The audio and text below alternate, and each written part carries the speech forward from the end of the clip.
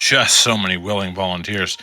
Anyways, last time we had started off, or finished off, or started off in the middle of the battle between us and the terrible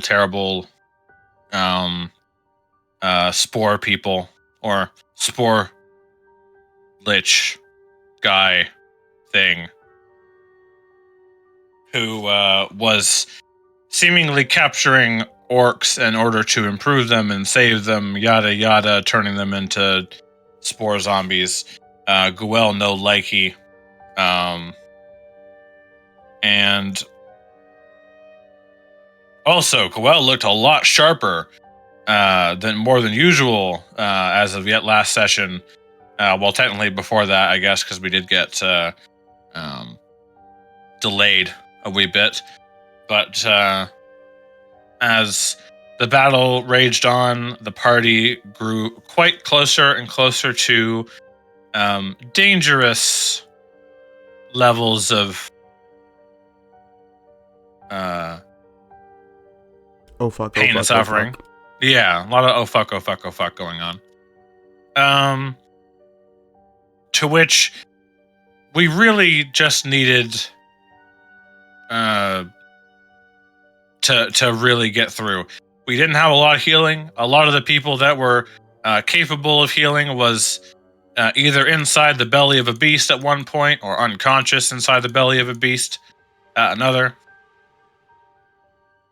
Thankfully, though, with quick thinking of use of magic and healing, we did manage to push through, pushing forward and bringing the assault up to a higher platform where we were able to bring down the Lich after he had finally dealt the final blow, so to speak, towards the last orc that Goel was trying to save here. And that brought Goel into a rage beyond rage. One that was, hey, it comes off the edges of the token. Is that budget? Beyond a rage that we had never seen. Even that of his shark form, his were-shark days.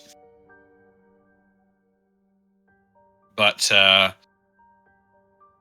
it turned out that his anger didn't stop, and he was going to attack anything and everything in his path till either nothing was left standing or he wasn't standing. And we had to choose the latter. Though thankfully we didn't have to resort to actually knocking him down. Elwyn had the handy rare use case of a quick sleep spell that knocked him down peacefully as it could, because he kind of marmalized Judas a little bit just prior to that, or tried to marmalize Elwyn, and then Judas took the pain from it. Either way, as he tends to do, as he is tend to do. We ended combat finally after the second mini boss, and observed over the spoils of the fight. As it seems, depending on how we are in this moment, it looks like our escort either absconded completely, which we kind of forgot about, I guess, as we were setting up camp. Yep. But either way, we decided to start setting up camp, and there were some conversations about, what was going on with Goel. What was that anger? I don't think we had a full conversation with Goel at the time. We did not. We've left that to be done for the next days. But indeed, here we are, exactly after the fight, as the group took a little bit of moment. I know some people have already clicked long rest. That is more than fine. For nothing will happen in between. It's gonna be a pretty eventful night. But consider yourself you are still resting, regaining your health, and licking your wounds from that fight. As Jethro spent a little bit of time with Eloin, trying to nudge him into putting onto that very much discussed armor. Thank you, Kaizen. Thank you. I can clean it. I Do we- am It's not that bad. helping. It is literally fungus armor. What? I can dust it off a little bit if you don't like the spores.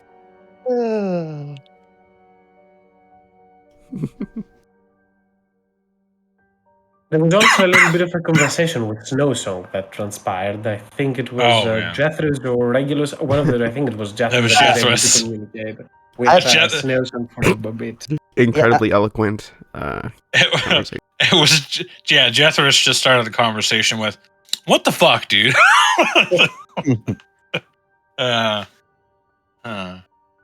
But, yeah. A little bit discussion between Vel and Eloin. Telling Yes. Yeah. About god stuff. Yeah. Elf god stuff. Elf got stuff.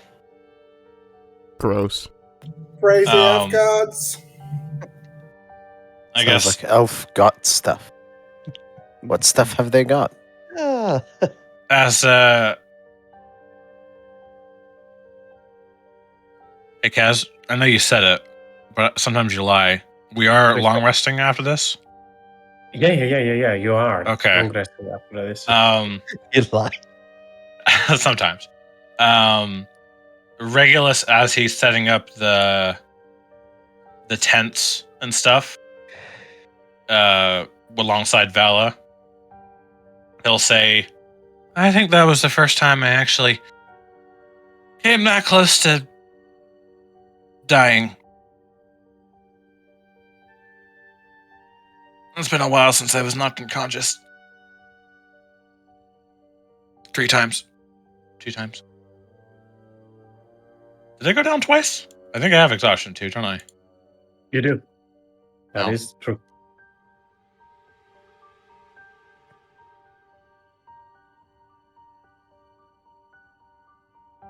That was towards Vala if Vala is here. I think Vala did say be right back. She's lost on the winds. Earlier on. Never to be heard from again. A glass of water comes from the other continent, but Went to, flew out to Italy to go get some good water. it's okay. It's more than fine. But yeah. And we never heard from Goel again. Damn. Dum dum dum. He really took that unconsciousness to heart. Did not he wake up after 1 minute And and then he we heard from- pretended he slept asleep? No, I don't think he pretended. I think he just went completely asleep. Ah. Nothing pretend about that. We had a tiring day. Did we all just disconnect from Discord? This is just me. No. Just you. Yes, you. That's all. Right. Yeah. Someone probably kicked the underwater pipe. Underwater line. I guess I could do my thing. If until Vala gets back for this RP. Do you think? I'll do my thing.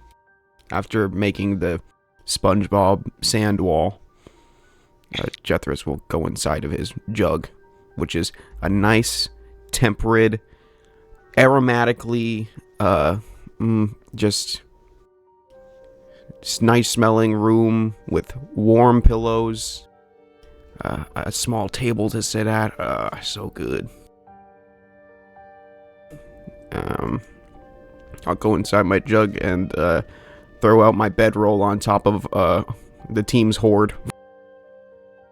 And nestle in there and open up a good book to start researching some stuff.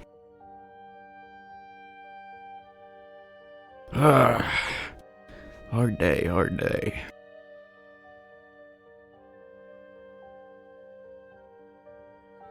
As Jethro, you stand and return back there, you put your bedroll down, grab a book, turn and flip onto some pages, close to whatever wealth that you have amassed in here.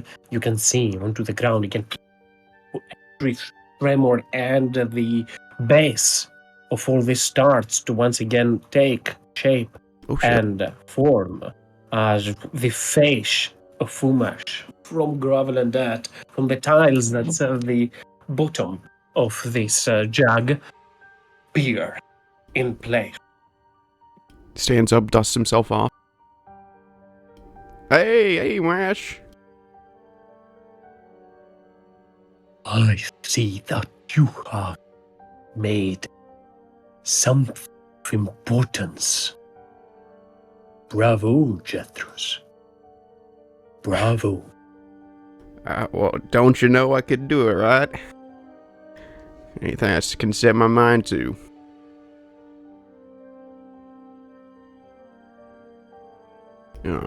It might be a second till, everything's wrapped up, though. It seems like our buddy Goel sort of has a thing down here. I'm researching while I can.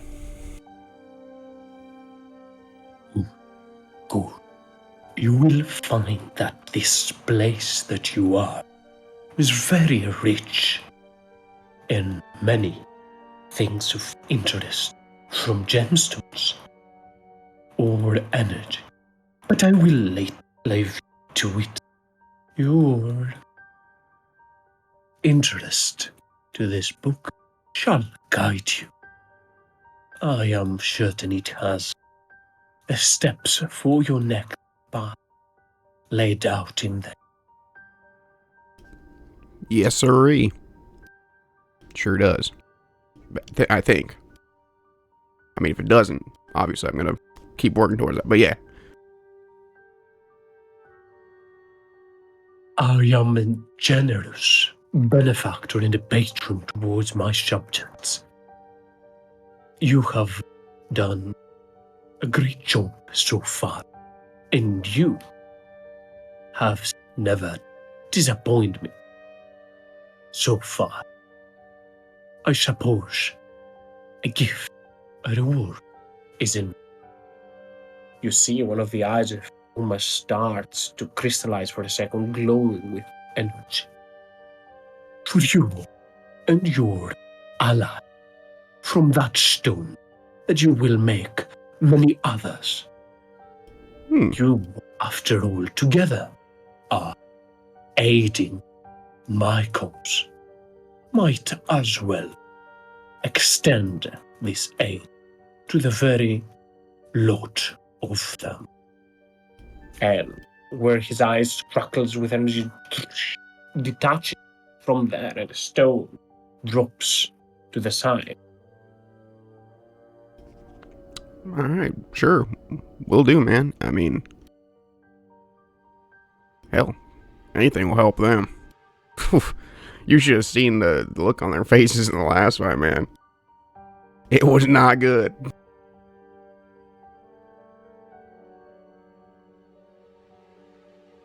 You'd talk, Jethros.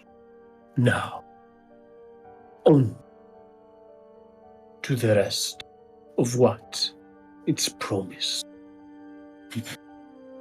Uma starts slowly to level their face with the bottom of this jump.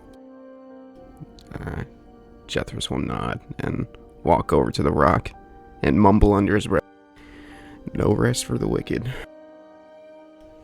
And go back to, I guess he'll sit on the bedroll and start working at this stone to get it separated for the group. Whew. And then it's Regulus's turn now. To me, a nuisance. Indeed. Jethros, you tinker with the stone a little bit, but soon enough, you will understand its power and how to perfectly use it. But I'll shift back to the fungal tower. As Jethros is currently onto the jug, somebody will probably place it onto the side over there, so it is in no harm's way. Mm-hmm. The rest of the area, though still covered in fungal growth, you can see the carvings onto the ground, onto the areas, everywhere around and about from the into that massive stone pillar, into this monolith that you find yourselves.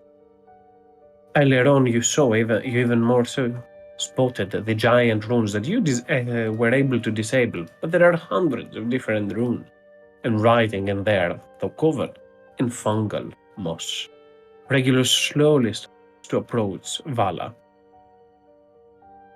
I think it's more or less as we're like setting up the tents that she sort of like got me to help set up with, because Regulus had like just sat down after the combat.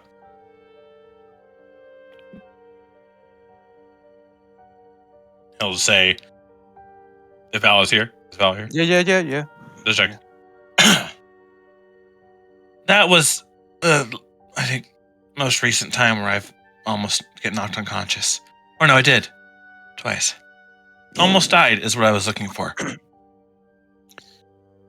You seem to be very afraid of dying, even though you have someone who won't let it happen before its own time on your team. Well, I wouldn't really say afraid. I guess I still have things to do. Just be a bit inconvenient. I mean, that's what makes people afraid of dying. Someone who has fulfilled all their wishes, or has nothing to work for, or has lost their reason for trying, they are not afraid of dying.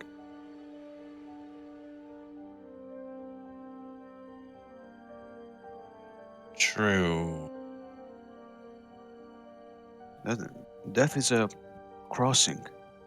It's not really an end, more of a transition. And it's impossible to move over if you haven't complete the first cycle that is called life.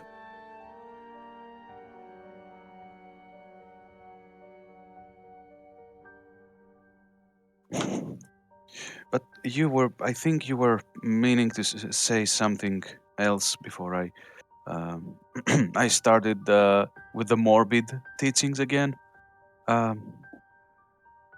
Is something on your mind? Nah, just whining because I'm really tired. Tired But from what? The near-death experiences? 2 of them, yes. Going unconscious in inside of a monster isn't exactly how I'd really prefer to think about how I'd go out like that. But thank you for making sure I don't shuffle off this mortal coil. I think my mother would first kill a sphinx and then find a way to bring me back so she could nearly kill me again. That does sound like what a mother would do, or well, a combination of a mother and a father at least.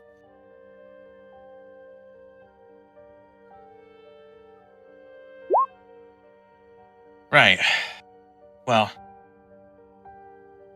Okay, I think that now that we've set these up, I'm gonna have I'll sit down again.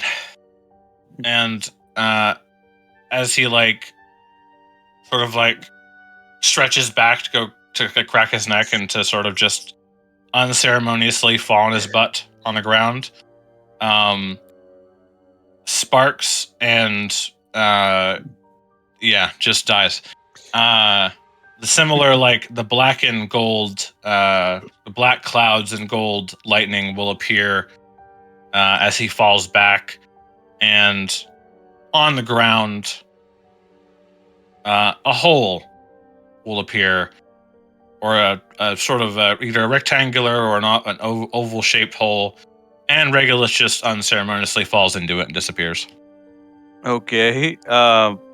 I Vala will try to grab onto something of Reggie to hold him in, but I do have a feeling she will fail, right? I mean, there's a chance you could do it. It's not exactly like it's not specific. You could probably try. No, not really. Plus I wouldn't. Me as a player wouldn't like to succeed in that because this is leading somewhere. So Vala will try, but yeah, she won't be quick enough to hold on to Regulus, who disappears in a Regulus-shaped hole. And like, not a second later, I'm just gonna say that. Ow! Why? And if you look down, you'll just see that Regulus is in a large-ish room, about 30 feet down. What?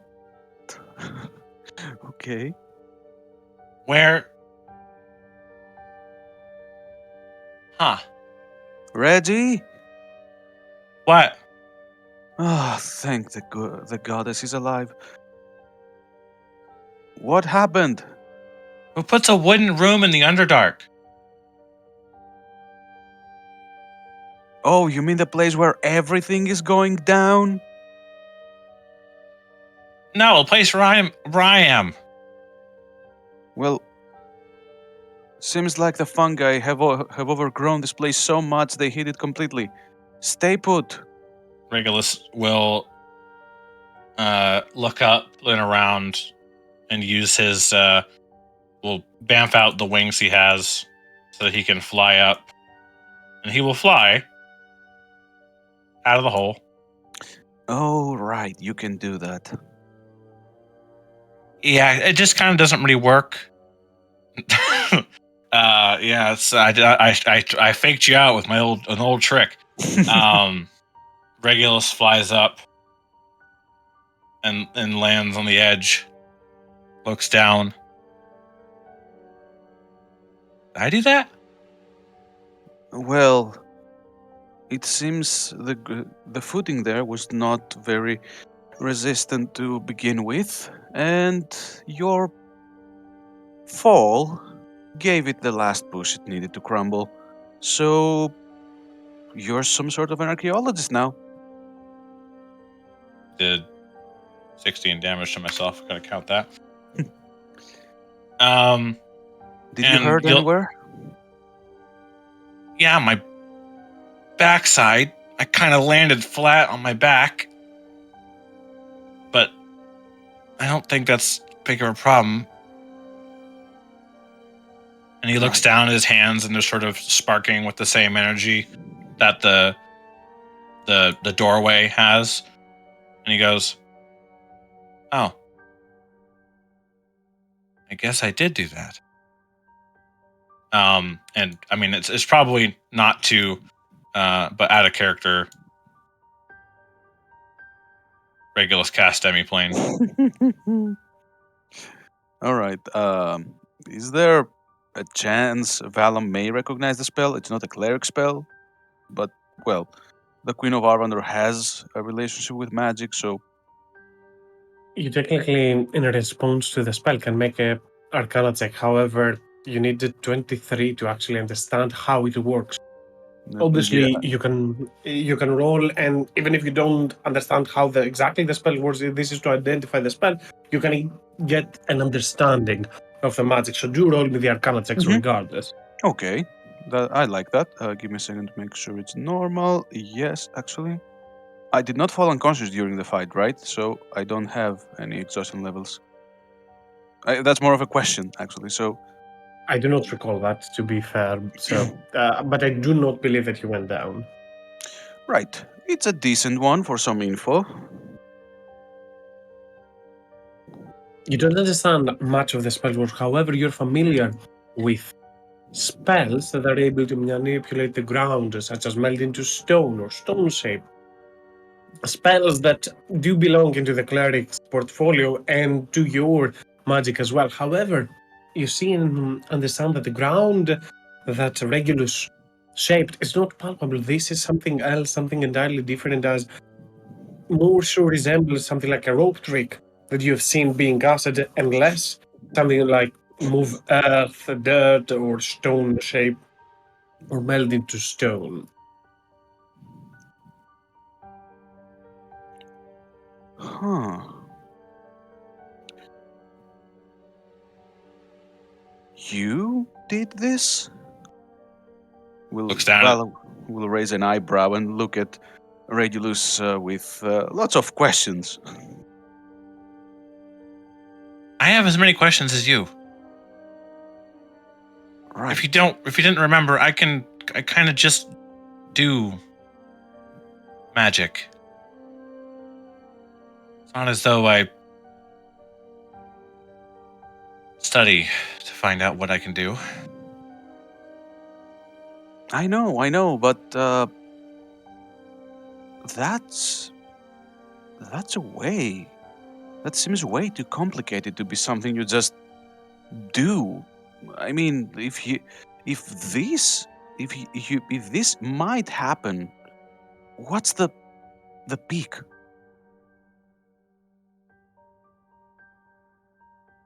Dunno. Really? Most of the time that I've ever used magic, it's kind of just happened circumstantially. Like, if it's sort of, I wouldn't say it's as specific as it just happens to the situation. Obviously, I have limits and capabilities, so maybe Right. the longer I'm able to, the more I use magic, I can pull from higher power. Also, out of character, it's really handy that the only components for this is somatic. Because Yeah. that helps me explain that as an accident more than anything else. True. So Bella will look at it. We'll look at the result. The hole is still there, by the way. The Yep. result. Right. So Vala will look at it at the entrance to whatever Regulus just created, and she will ask, "Do you think it's safe?"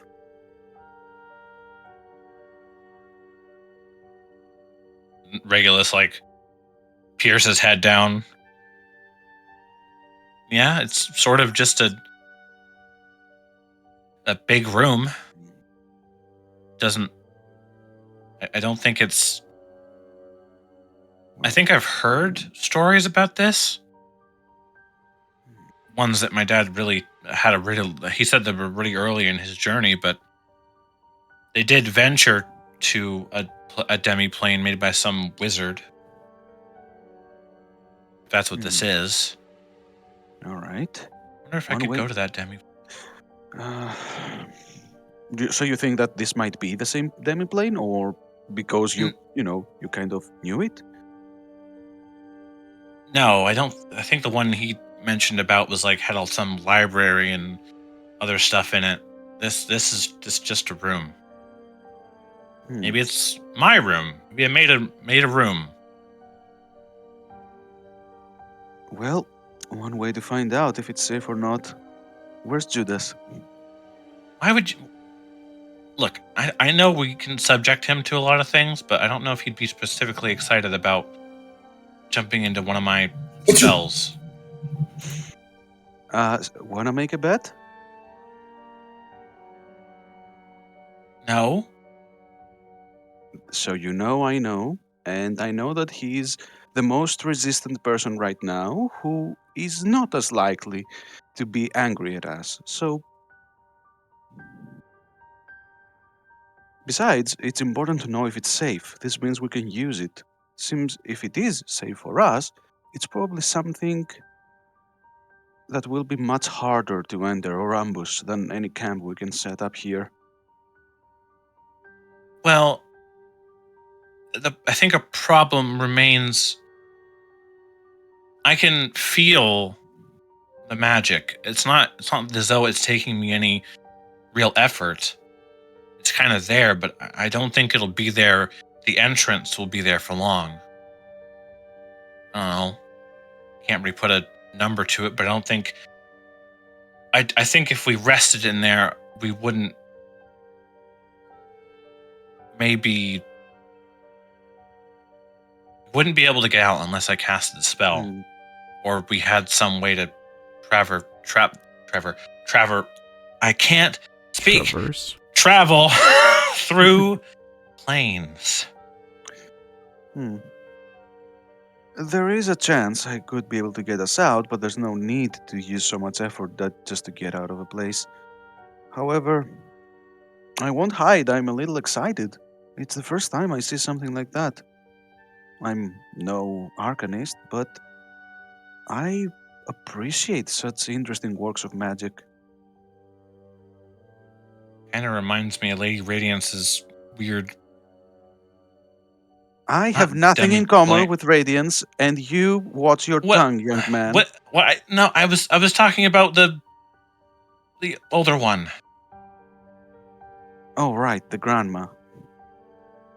I won't say it in character, but out of character, the Gilf, yes.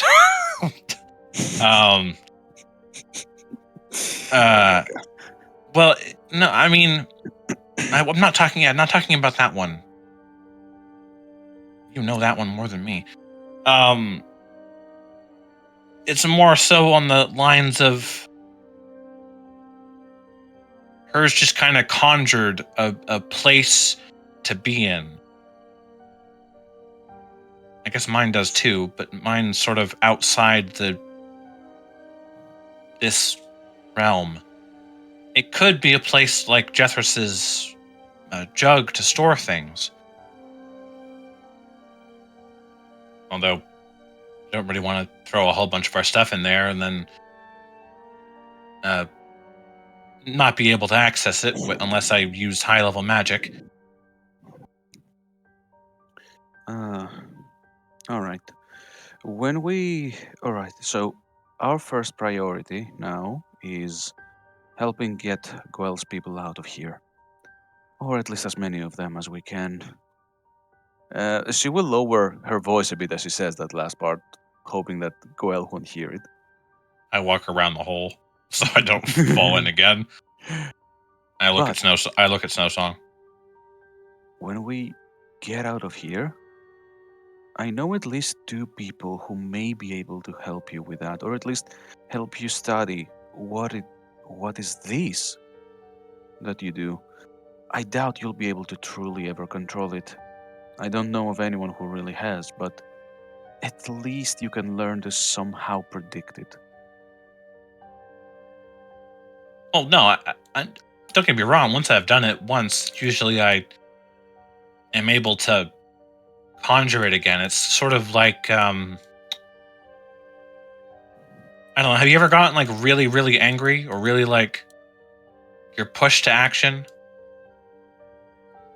I don't know. Like what's that? The fight or flight sort of deal. That's how my magic has mostly manifested in the past. And obviously, not all magic has been through that. I've gone through a bunch of magic that I can't use anymore. Maybe it's just because I've tapped into different parts of what I can do. But once I've done it maybe a few more times, understand, I don't really want to bother someone with trying to understand my individual problem or power source. Look, Reggie, I get it, but this time it was just a hole that you fell into. What if next time it's some burst of mighty divine energy that starts to sear you alive? If you get caught in a blast, that's not very difficult with powerful magic. Are you worried about this because I fireballed you? I'm worried about this because the next time you fireball me or yourself, it may not be at a time when we can afford it. Excuse me. I'm back. It might not be the time that we can afford or you can afford. You may have me now. You have my company, my protection. You have Jethro's protection, even Judas's. But what will happen if you're far from us? It's an inopportune time, and this happens because you get too stressed, you get too worried, and your magic just reacts violently to it. Learning as much as you can about such a gift is good. It will only benefit you. That's why I'm strongly for finding some people, if not the people I know, people that you trust.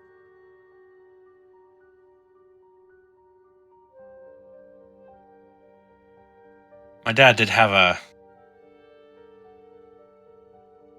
I'll say, acquaintance that had sort of the similar disposition that I do, although his was more fiery, burny, part magic that he could barely control.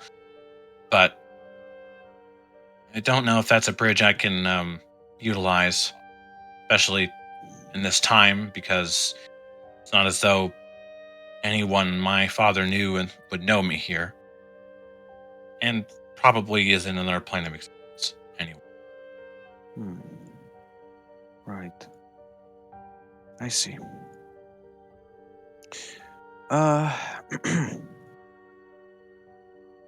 Either way, you should get some rest. Try to close your eyes, relax for now,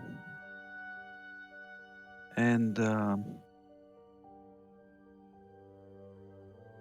try to not fall off in here again. To fall in here again. I fell on my tail, on my actual tail. Yeah, I get it.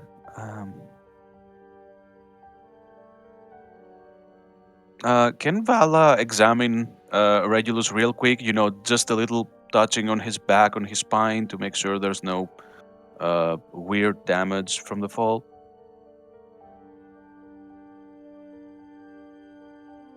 Is that a question to Not me? sure if this is a question to me or Regulus, but I'll That's assume to it should be be. fair, it's to both of you. One, if the character would be okay. To the DM, as in if I'd make a check for that, or if Vala can immediately understand. It would be a medicine check, but I think your passive medicine skill is already too high to be able to see some bruises from the fall Yeah, that he took. but there's I- nothing permanent, like Yeah. no spinal damage. Yeah, okay.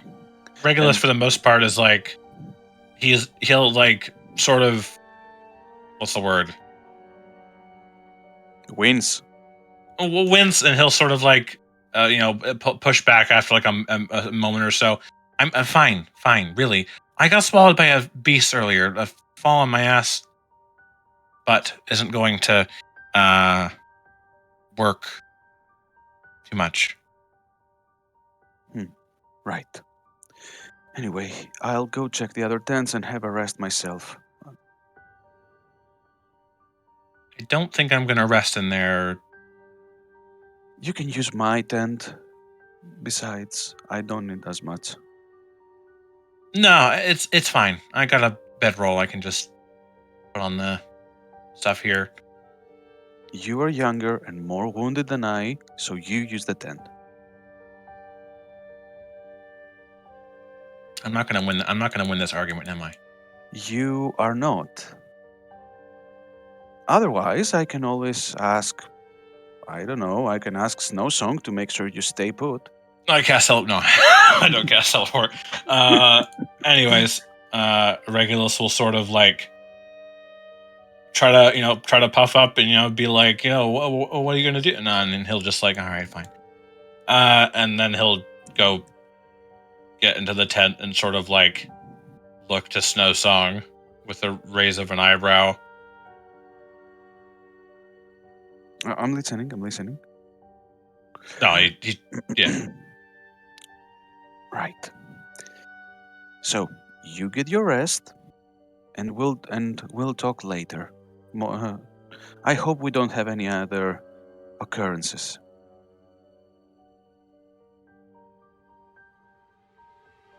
Before Regulus goes, he'll quickly move back out of the tent, and he will throw. Actually, have that anymore. Yeah, get rid of that. I will throw.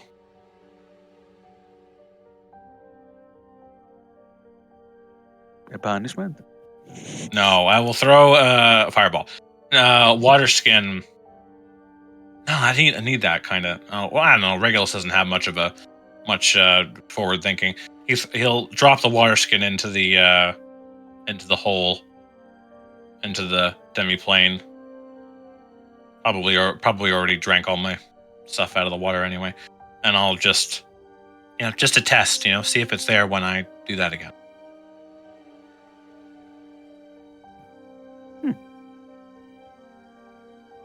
Wait, like what sort of? Can you help me get that? I kind of missed something. What? Oh, Regulus is just throwing a water skin into the demi-plane to see, if it'll be there when he casts it next time. All right. Cool. So I gotta go for now. So see you in a bit, guys. A bit. We'll see you in a bit, Vala, as Yeah. into the distance from the entrance of this place, the drow woman Ivara slowly picks inside. You can hear footsteps more so, and I'll assume Snowsong more so would probably move up to the edge to see if somebody is coming, if an enemy is coming, or if anyone is keeping watch for the time being. But the drow lady will move inside slowly, nearly stealthing, not from you, but keeping on her toes as she's slowly delving deeper in here.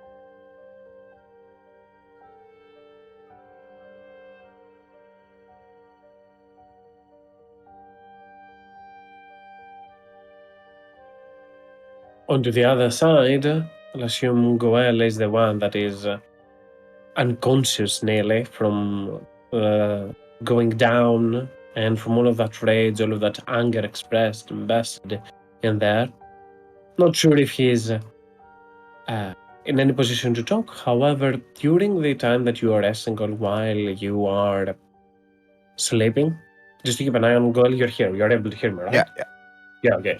As you are sleeping, the rest of you will notice that Goel is having an uneasy rest. It's not as calm as he usually is, which, let's face it, Goel is not always calm, but this time it's a little bit different, as if he's grunting from pain, and you can feel the Goel you are resting, and you will eventually get the benefits of the long rest. You can feel this adrenaline rushing into your veins, this burning rage that fuels you, that almost awakes you every now and then into your slumber, making you uneasy, and from time to time, even so, awaking you in between spots.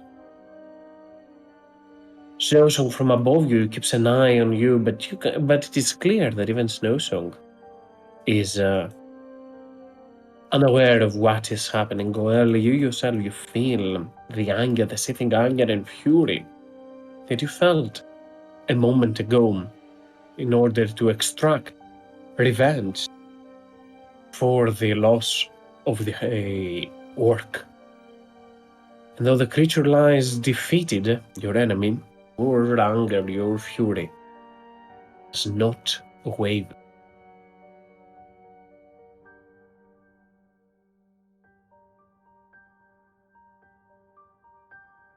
Slowly climbing onto there, the drow will come up onto the upper platform you find yourselves and examine the fungal horror in there, grab its tentacle and smush it into her hand as she advances up forward.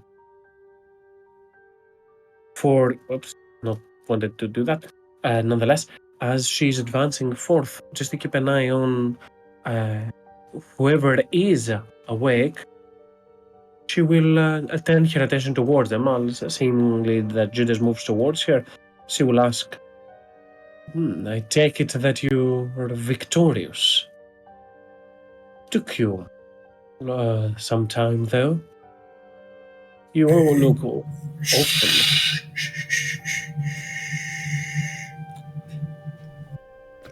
He kind of points and says, "The big man over there, victorious, we won the battle, but he lost some of the orcs.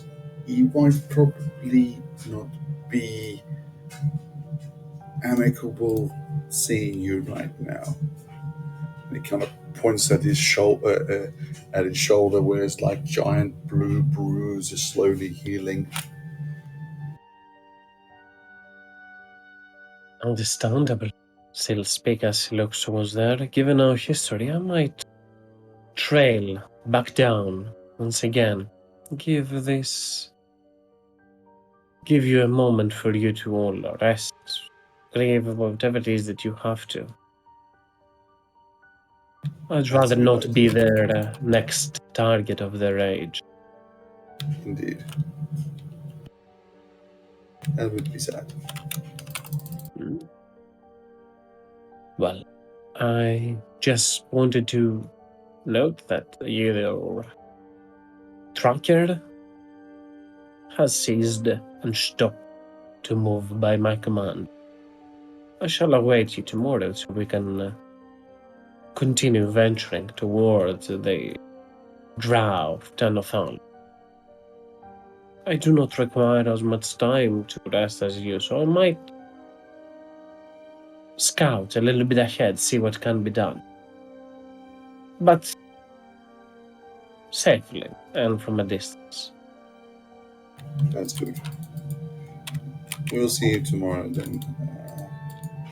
I'm sure he would be amicable to hear that you found.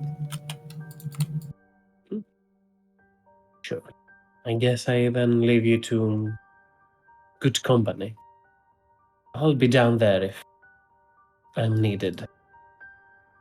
Not as good company as yours, but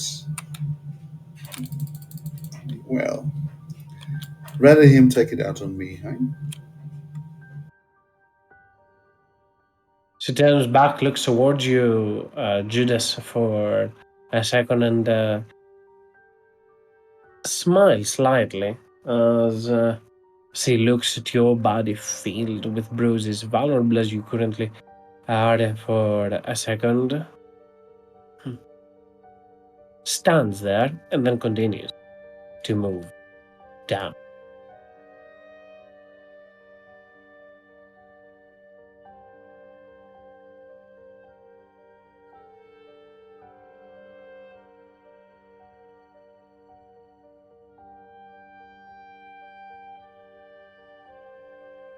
Mm-hmm.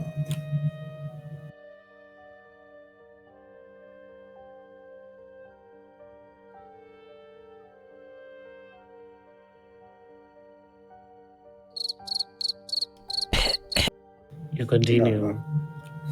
You continue returning back to your routine, bedrolls, any bandages that you will to apply as you prepare for the long rest.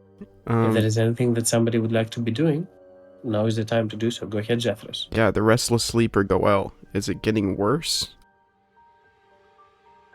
I'm not sure. Can you see from I can inside or can hear. you only hear? You might hear grunts here and there, Jeffress, but I don't think that you will be able to notice anything more than that. Goel will be kind of loud. He won't be snoring today. If he's snoring, which I'll assume, or more so, fits the motif, but it is an uneasy night. But he will be able to get the benefits of the long rest. Alright. As long as he's The not, giant markings. bellowing in pain. No. He's not in pain. It's more so It's... adrenaline pumping onto him. As a lot of you turn to finally complete your rest, this place seems safe, at the very least for now, it surely is. no enemies around, nothing as such to be afraid or more so on the lookout for. And even though the fungal horrors have been disposed, they have unleashed both an unsettling smell, but a very much different one. The dead flesh has decomposed, but given its place, fungal growth, the whole place a dazzling array that captivates some of your senses. Giant carvings around the room indicate a history for this place, but obscured by the natural foliage. Over the next 4 hours, Eloin, you can complete your long rest. If there is your trance, that is. If there's anything else that you'd like to be doing in between, before the rest awake, do let me know. He, the moment he wake up, he want a bath. He want to shower. He want to clean. He will wear his new Pangati armor and take a few steps. Is this corpse still there? Which corpse? The big, horrified octopus flying creature. Oh, I'll assume turned into mush, probably, but still some of its remains are there. He will go behind this big mushroom and doing his routine training. And when he finish, he will take the sword, not the Afriti Fury, no, the short sword, and he just keeps swinging in a middle until people wake up. Indeed. He, One after he the other. Oh, go ahead, Alwyn. no, I said Jethro said 2,000 setup. I said 10,000 10,000 swing. I think 4 hours is enough to do that. Definitely skilled with a blade as the rest of the group will soon. Well, soon is a relative word, but over the next 4 hours, will complete their long rest and awaken one after the other. I'll assume, Jethro, you return right outside of your jug by the end of that. No yawns, just closes the book inside the jug and puts on a fake yawn. Oh, whew. Man, so refreshing.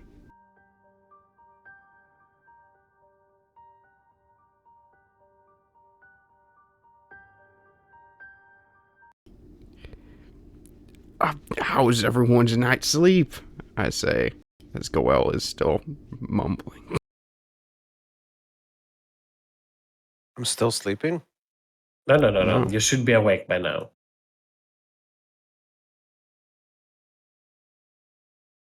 Regulus is still sleeping. Then Jethris goes to Goel. Hey, Goel, buddy. How was your sleep, man?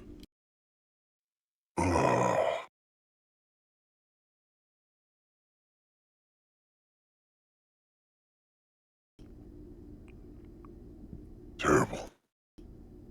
It sort of sounded like that. You're not gonna he sort of makes a gesture punching himself in the head. You're not gonna, kill any of us right now. Kill any of you? Do you mean? Well, before everything happened, you sort of went cuckoo, and you look kind of hot, really, really hot.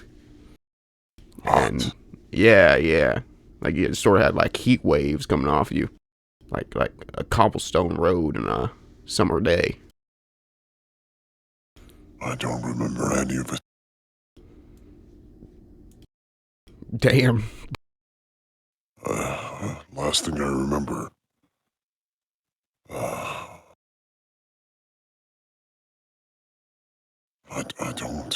is all just a haze. Yeah, okay. We won't. I assume we won. Oh, fuck yeah, we won. We always do. I mean, you gave Elwin a good smack. Elwin was able to calm you down. He like put you to sleep or whatever. But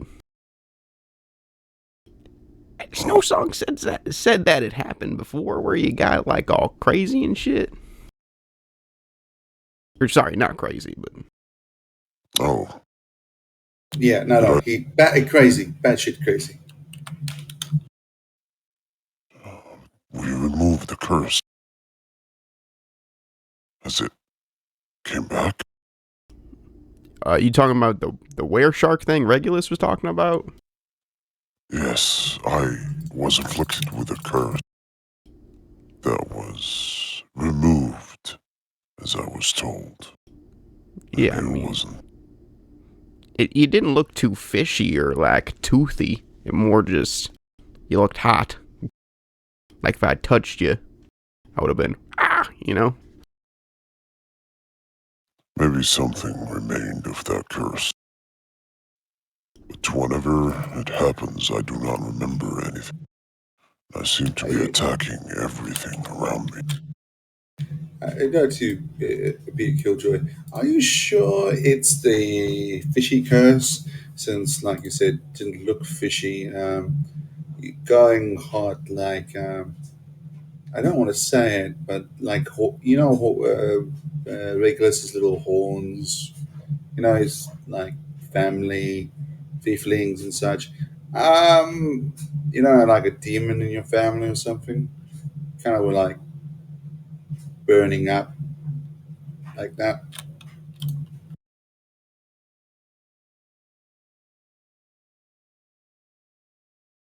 Hmm.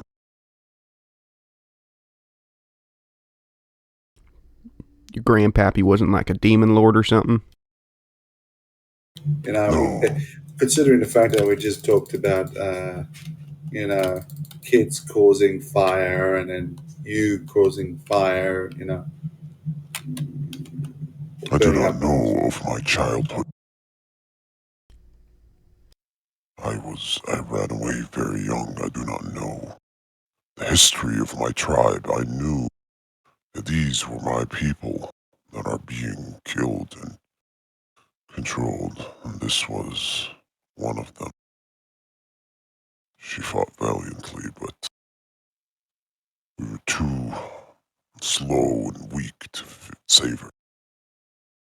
I mean, that sent me into a rage that I do not understand.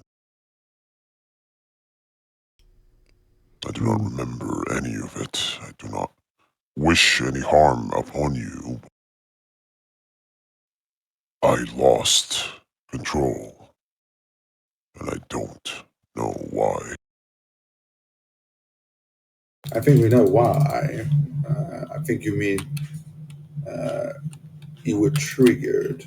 I think you mean is why you reacted so badly.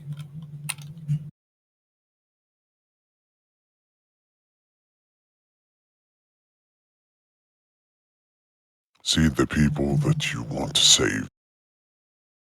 Call for your aid, and you fail to save them.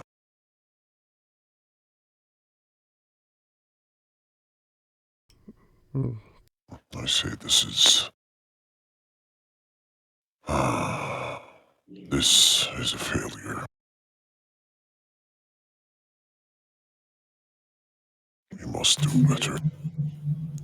Yeah, that's Maybe a on little me. bit too harsh. No, I, no, it shit happens. Don't take the blame. This is my tribe. This is the reason we are here. We are trying to save them. We found that most of them are dead, and the ones that could tell us where the rest is failed to save.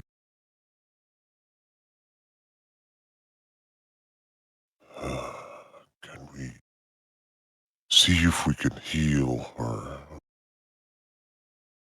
Although I see she is missing her.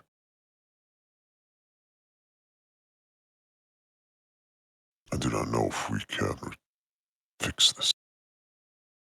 You see, as you turn your attention towards the corpse of the orc, this is the one that you speak of, girl, I'll assume. As you can see that though their head has exploded, the upper part of it only, not all of the head, to grow fungal growth from there and from other profusions such as the shoulders or from the knees. You can see that fungal growth has just bursted instantaneously from there. The rest of the corpse is still, well, not salvageable, but you can tell that there is no chance that the newborn has survived inside here after that gruesome blow.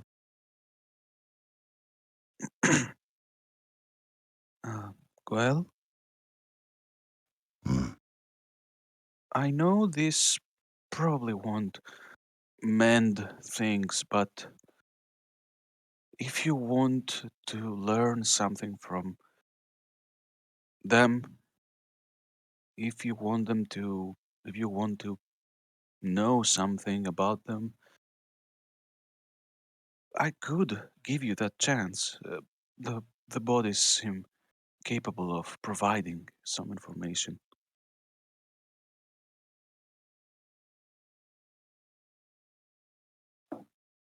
Yes. Oh, I am.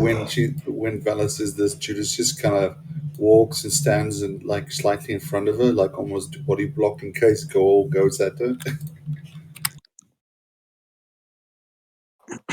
Can see that you are trying to protect yourself from me. You do not need to worry. Maybe you do when we are Yeah, fighting. don't I'm worry. not. I'm not. I'm not doing this. This is not a condemnation or insult upon you, my friend. It is simply the hitting bits. We are here, Goel. We won't let you do something you don't want to do. Now, Well, to answer your question, of course, I need you to help me with asking her, see where the rest of the tribe is. Why is this being trying to kill us all? hmm, all right. I am not uh, entirely certain it will work on the fungal wizard, but here, let's see. And Vala will create sort of a ritualistic circle and ask for some help to lay the body on top of that circle as she begins to cast, to channel uh, the powers of a grave cleric and give a voice to the deceased through Speak with Dead. Mm. She will kneel nearby, and the body will be cloaked in magic around the similar looking to the one that accompanies Vala's spell casting. And it is ready to be asked as long as the spell uh, works properly. The magic will work indeed onto the corpse. And I know the spell's duration is 10 minutes. I'll set a 15-minute duration because there is always out of character in character conversation to see if you're able and have the amount of questions you will to ask. This timer has just started. Mhm. Was the eyes of the orc lit up with starlight. Vala's eyes are filled with similar light, showing that she holds on to the spell, that she maintains the spell, but she will turn towards Goel as if to nudge him to that the questions are his.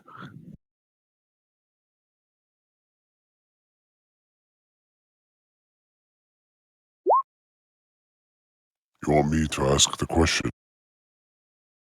Hmm. Those are your questions, not mine. Out of character question, what's her name? Vadga. Do I know that name or?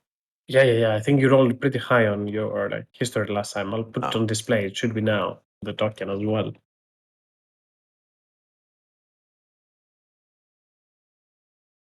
Well, Goel will come up to Vodka as her body's elevated, kind of like Speak to the animation from Speak to the Dead from Baldur's Gate 3. That's what I'm imaging. Well, yeah, very close. That pretty much.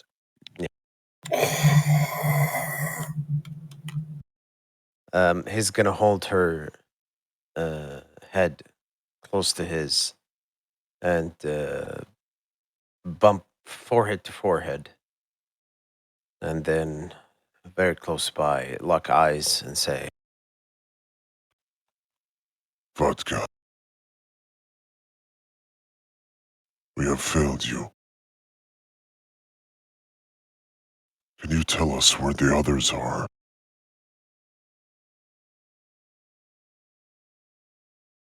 Tribe separated. Half got away. Half still in shackles.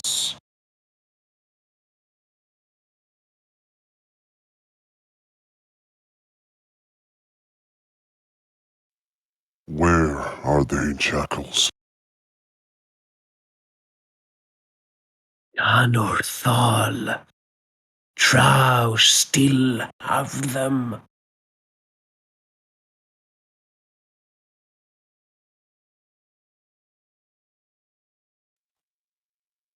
Where is the drow?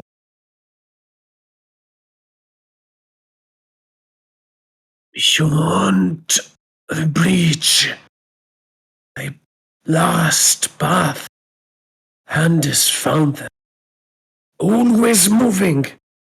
Not sticking to one place. They are on the run from us. how many questions do I have? 2 more. And you have 11 minutes.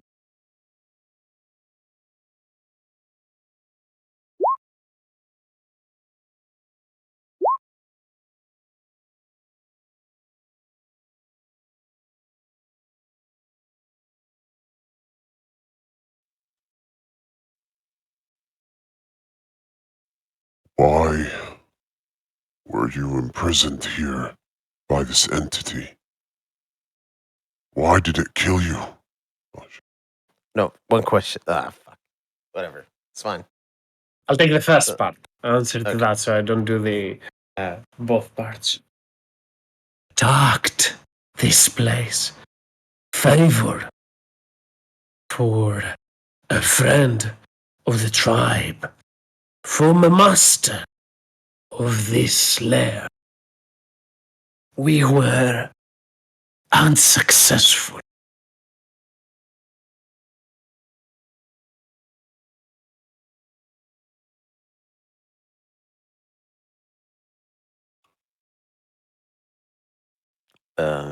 You were saying it's like a experiment on the A favor? orcs. That's No. They said a favor to a friend of the orgs, the master of this, the former master of this lair.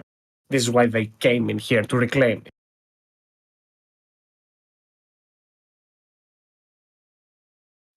What curse is this thing speaking of?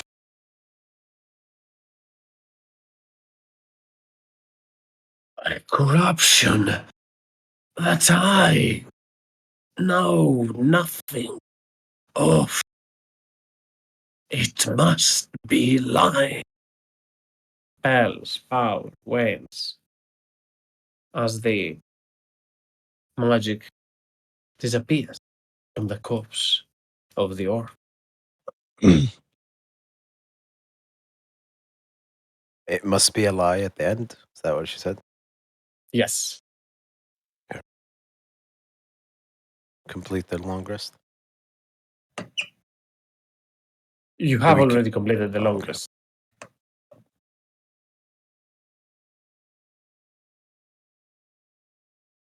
Well, there you have it.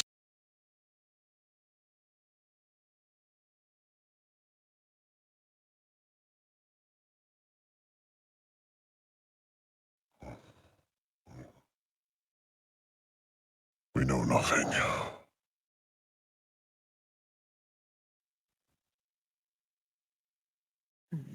Maybe if we search this place, we will find more clues of the former ally of our tribe.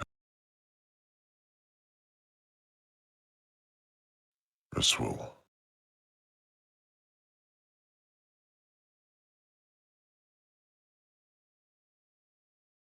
Mm.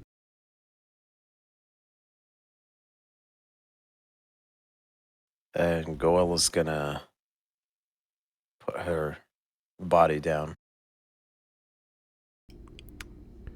Jethros will ask, do you usually bury your folks?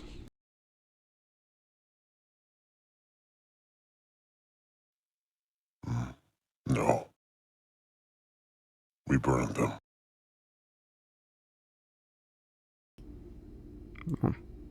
Seems like We were not stepbrother. allowed. We were not allowed to create big pyres of old to bury our dead or burn our dead. So we did it discreetly. I've only seen it once. I was always told that our dead should be burned. Pyres as big as their glorious achievements.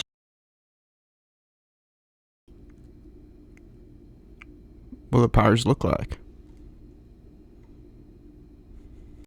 I do not know. Hmm.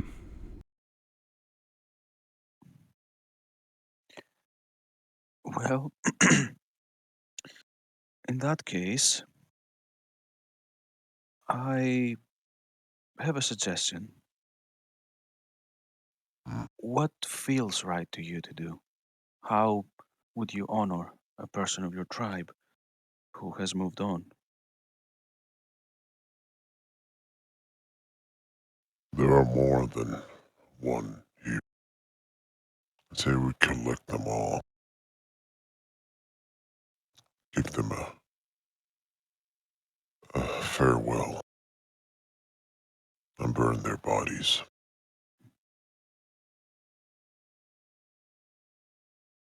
That is our way. And we shall do just that, and let the respect you have for them flow into this makeshift ritual, and let them know that they're not forgotten.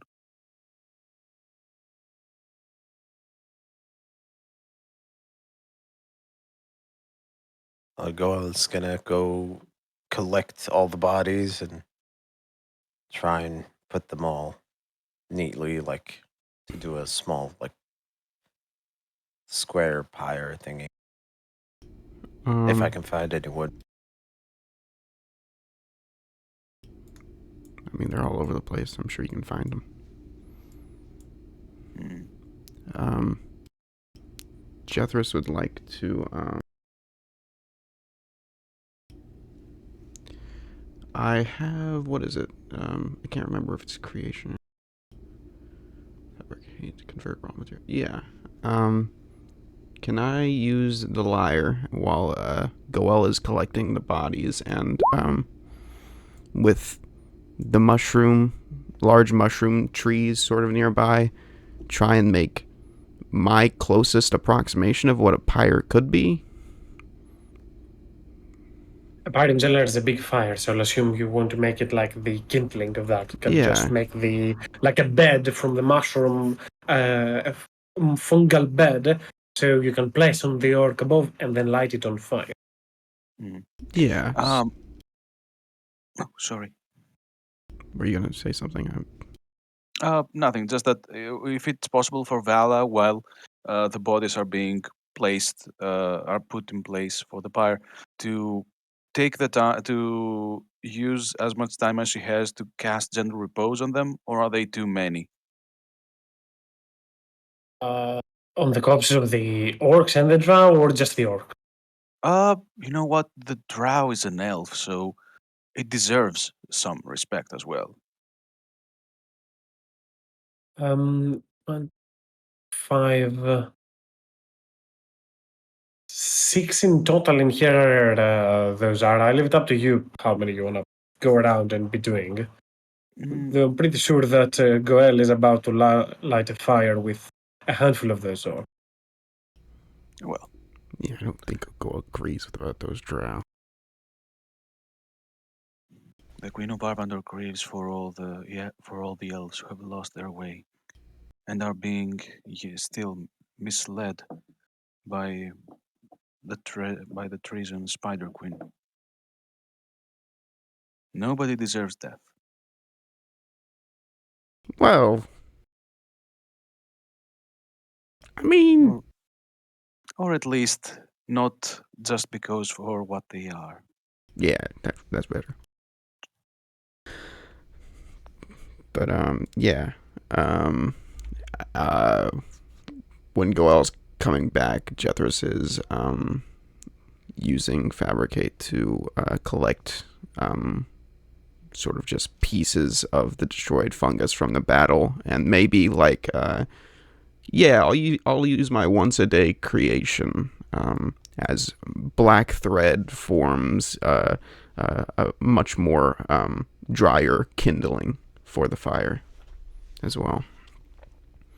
Just make sure this is as close as it can be to what Goel has experienced, because this is fucked up.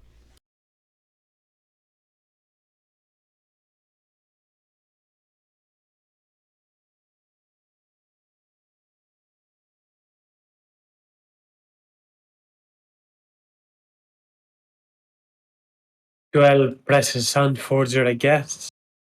The created burial effigy for the orc, and it ignites with fire, quickly catching on to us. The magic of the undead spore master in here has waned, and fire is able to burn here once again.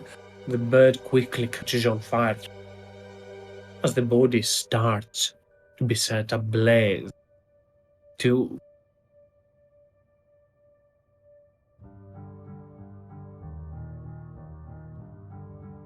until there is nothing there that remains but ashes.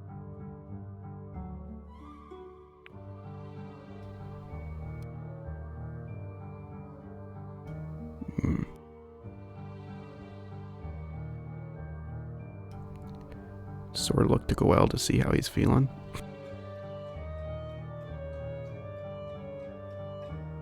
Take a big sigh and not really, just like at rest, because like it's like a send off. It's their suffering is over, kind of like that. If you can insight at all that, I don't know, Probably not, but that's what you would guess passive anyway. insight.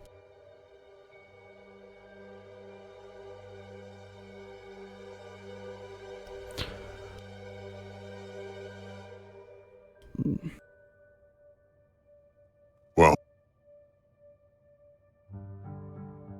this is. I've done everything that needs to be done here. We must search for any clues here for tribe's ally who owned this place, who was here before this fungus infestation. We may have help.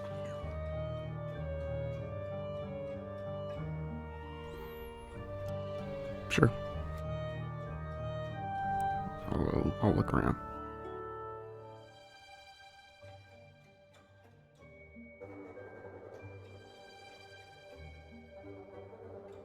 The whole place is intertwined with fungal moss. It's hard to see, and on the small openings that are in between there, you can see some carvings massive those are.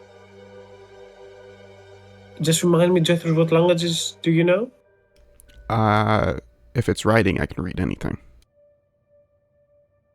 You Is it not?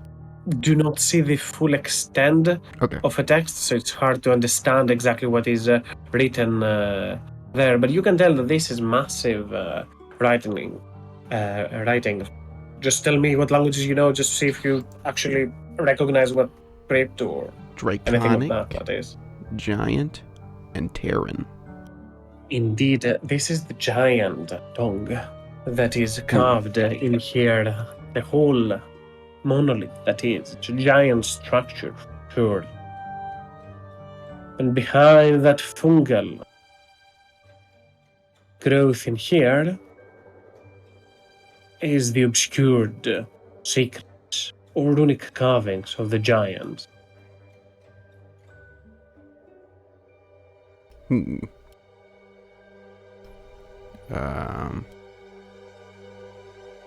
Is it sort of like a live, laugh, love sign, or like a beware who may enter sort of thing? You can only see, as I Okay. said, partially words, not even a full complete word, so you're able to not understand from glimpses that you get here and there. You understand that there is a lot of things written in that part, but it's hard to understand what exactly is there. Unless you're able to remove all of that fungal growth in a quick instant, it will be nearly impossible to do so. Sure. Make me an investigation check, Jethro. Just a second. You can also.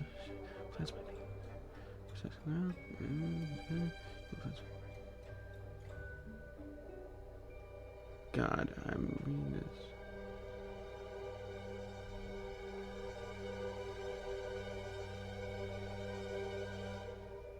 Can I, yeah, I'll just make an investigation check. Whatever.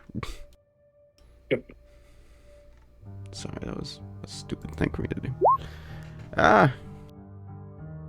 You take a quick look around, and this place is all filled with fungal growth. However, you recall from where the beams were getting hurled earlier on, and the magic of the giant that was being manipulated by the undead drow.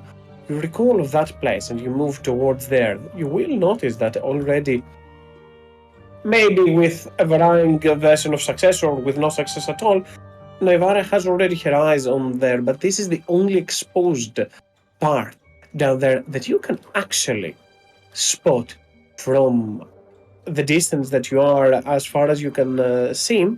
You do notice at the very least two words, Ola, mortal, as it reads, which translates vaguely to the great stillness.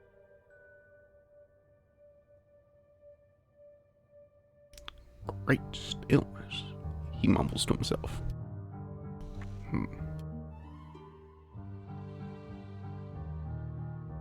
What could that mean?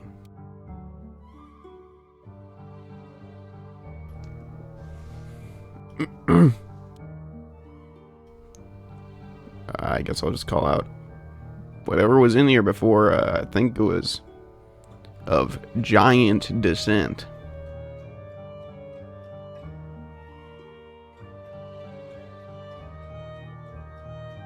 Maybe that's who this place belonged to before. Does that mean that Goel's tribe had a giant as their ally? Or his tribe came here after or before. Giants aren't, depending on the kind, they'll either take from someone else or they'll have built it. Though and he gestures to like how like we got here, like the giant stone structures.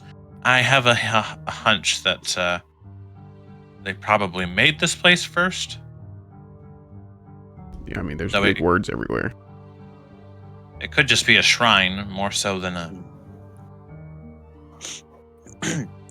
Plus, the fact that there's writing there, and even more so, what seems to be neat writing, implies that this is no, savage, no feral kind of giant. It can't be an ogre or an Edin. It has to be something intelligent with some sense of civilization. Hmm. Reg, have you ever heard of the Great Stillness? Have I ever heard of it, Kaz?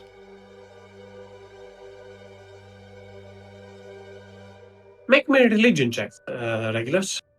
I know sometimes you got them bright ideas in your head. Let's see if you got one now, and I'll give you better inspiration. Somehow. Oh, how much? It's a D8. Is it D8 or D10 now? 2d8, choose higher. Okay. D8. Oh, Nice. 23. You Regulus just recall has. Oh, what that is, Regulus. The Great Stillness is an ancient technique known only to a scarce few masters, stone giant carvers. An ancient practice, a meditation that they undergo for they that actually achieve it become even more so potent as they dislocate their presence from even time in combination that allows them to stop aging for some time, as also some manipulation of time around them, as also the earth and the stone itself. It's a strange technique that cannot easily be attempted. after Regulus has that brain blast, Wom, wom, wom, He's- wom, wom. you hear the briefest hint of dial-up sound as he comes back from his heading back in the mind. Well, it's a really, really ancient stone giant technique, stone giant ritual, whatever you might want to call it. It essentially, it's only ever been done by masters of stone giant craft. It's sort of like it allows them to disassociate their body and their spirit from the material plane, from time even. It allows them to enter a meditation that is sort of, I don't know if it's ascension is the right word, but it's definitely very intricate. Hmm. So the guy was probably a stone giant, suffice to say. Probably one of the most gifted stone giants. I'll say gifted, if they succeeded in this ritual, then they'd have to be one of the greats. If they failed, then I suppose that maybe not. But to even attempt it, to have the knowledge of it, is almost legendary, I guess.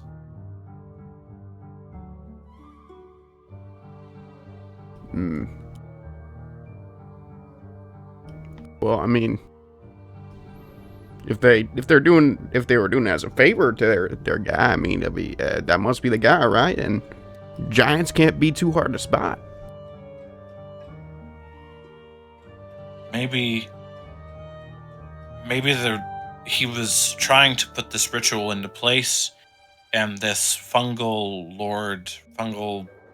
fellow got in the way, or because if this place is set up to do the ritual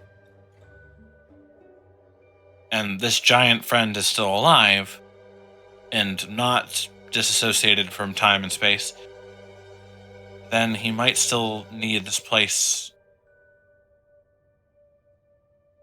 to work.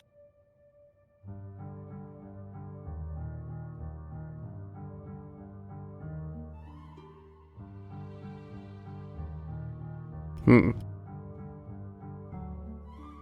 Huh.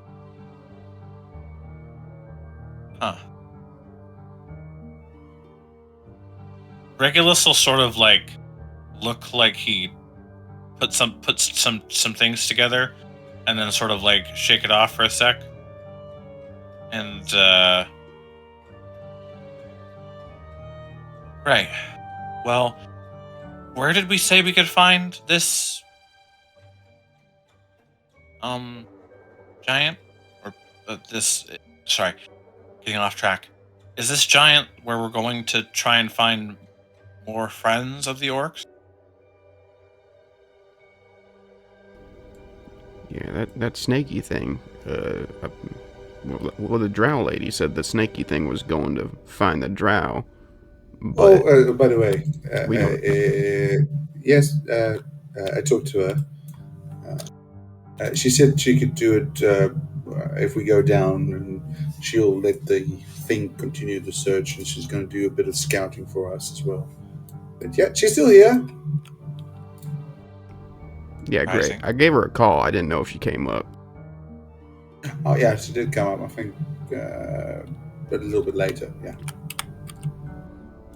Well, I told her to stay down there But- because drow triggers old boy go. Woo. we're burning mushroom light surrounded the fluorescent mushrooms. We should probably get going, especially if we're trying to save people that seem to be in ever-growing danger. The longer we wait. Right, but should we keep going straight towards the drow, or should we find this? I mean, wherever this giant is, could help. Especially if they're disassociated from time and space.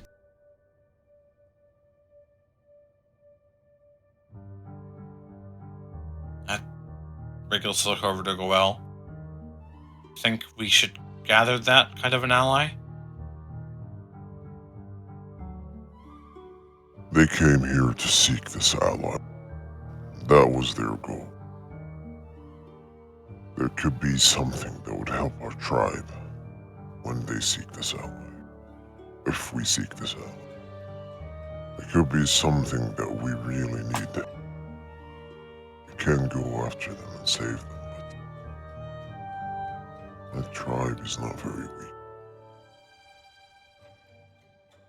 And if they are still in shackles, still enslaved, I fear whoever is enslaving them is far stronger.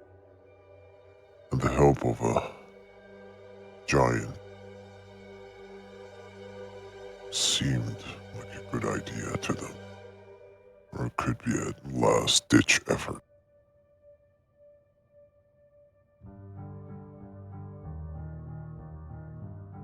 Well, I guess that works. Find him, see what he knows. If he is an ally of them, Jethris and I can talk. Although I think stone giants may be smart enough to speak common.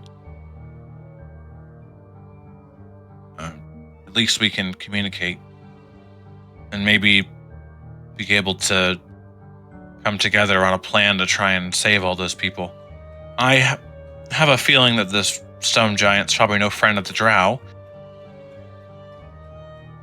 Though, hopefully he's not also imprisoned. That'd be a pretty big prison. The drow are probably experienced slavers. So I hear. Well, let's try and move forward then. Both of those things will get us closer to saving people, and it does help to have a big help. A giant. Be nice to meet one that isn't branded a heretic this time.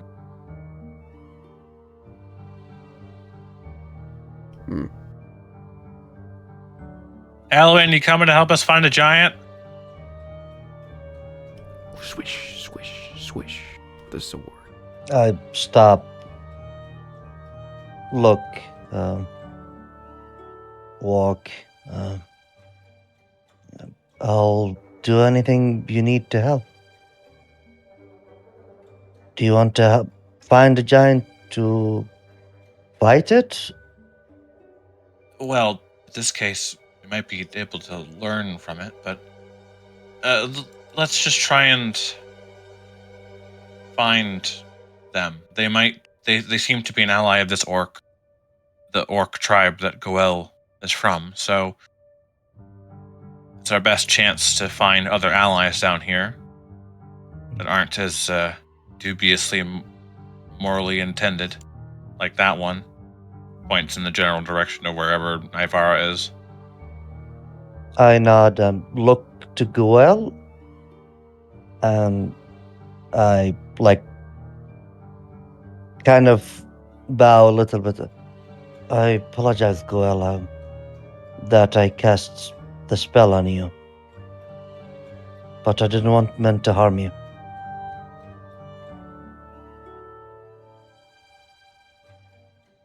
There's no need to apologize. I should be thanking you. Well, whatever the case. If you ever see me go like that again, please do not hesitate.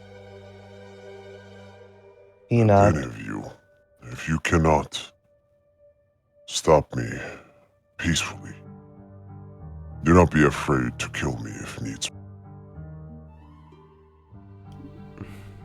We'll make sure it doesn't come to that. I mean, I'm definitely not pointing to kill you, my friend. I mean, the mistress will be very upset with me, considering the fact that if you're dead, you can't suffer anymore. And it's just, I mean, she's a soothing mistress. If you want me to tell you sometime, it helps you bear with the pain much better.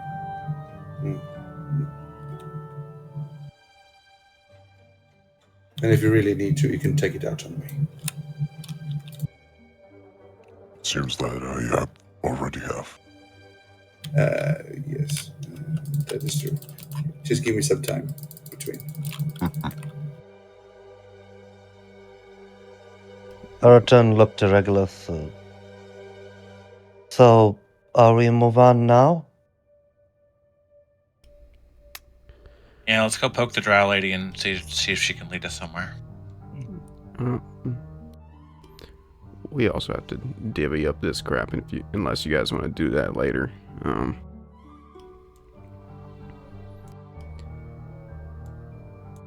you mean the staff I already have in my back? Oh, the one that's already pocketed into your sheath, yeah. Yeah, that one. There's something I found out that when I wear this armor, I want to give you a heads up. This armor seem only one time can emanate spores. I don't know how to trigger it yet, but when you see spores around me covering, just be careful. I don't believe it is healthy to anyone to come closer. Just for the heads up. If you start farting, we'll back up. Gotcha.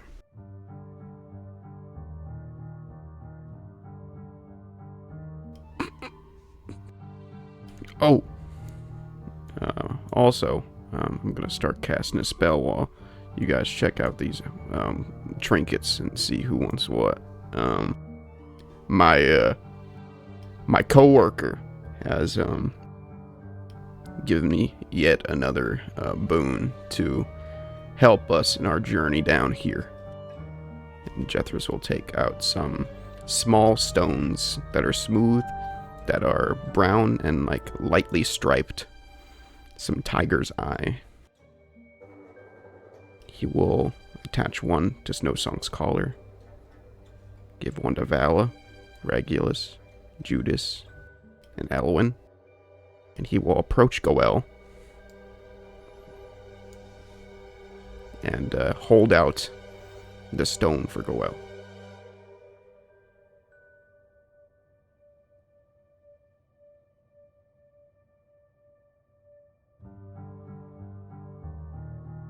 If he's still here. He eats it. I'm here. What's up? Jethros holds out a striped tiger's eye stone to you. What is This is going to help us communicate down here. Take it. As you take it from his palm, Jethros will clasp your hand with his other. With as strong a grip as his 11 strength can give him. We'll say. I feel like we both messed up on this one. I'm gonna do better. Next time no one dies. We try our best. And we learn from our mistakes. And we move on. We try. What is the point of this item? Well, give me a few moments and you'll see the point of the item.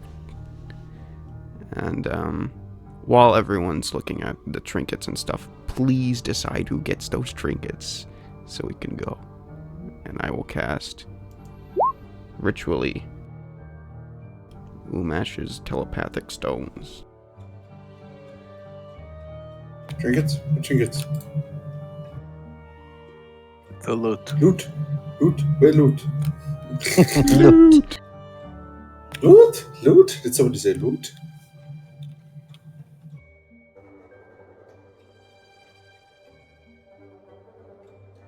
It's in the items tab. It's been since last week if people want to give them a look. Just in the case that somebody does not want an item, that's more than fine. Just let me know who will be carrying it so I can have an idea.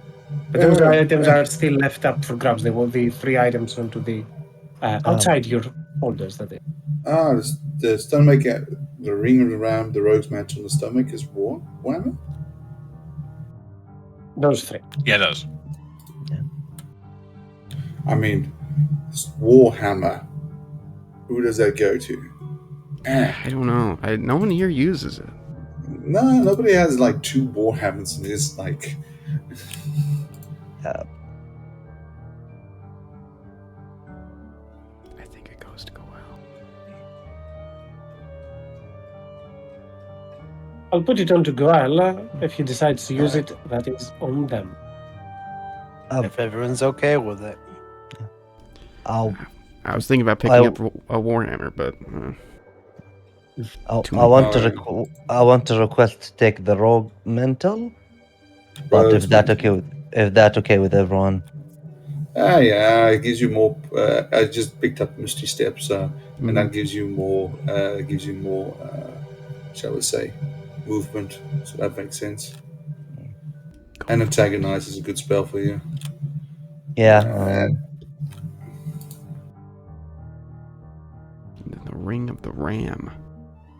Yeah, it requires attunement. I think I've got my attunement slots. How many terabytes of RAM is it? Shut. One attunement slot. Terabytes of RAM? I don't know anything about It's a computers. ring. It's a ring of RAM. That's why. It has 2 RAM head. 2 terabytes of RAM. Is that bad? Is that good? I don't know. I don't know anything about computers.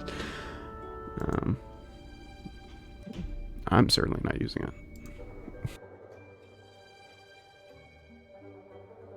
You can leave it here if you I do not have any use for don't it. I don't have slots. I'm not leaving it. Leave it for the next group. Fuck that. Fuck those Fuck guys. those We brokies. can, I'm taking that shit. hey man, we can take it and sell it and get money for it and buy some potions and shit. Oh, So wait. we don't do Jeffers? Elwyn doesn't have a ranged attack, do they? Do they want No, that? I want what? The Ring of the Ram. Ring of the Ram. It is attunement, right? You're Yes. Yeah, sadly, I have now 3 item attunement: the sword, the morning star, and now you give me the mental.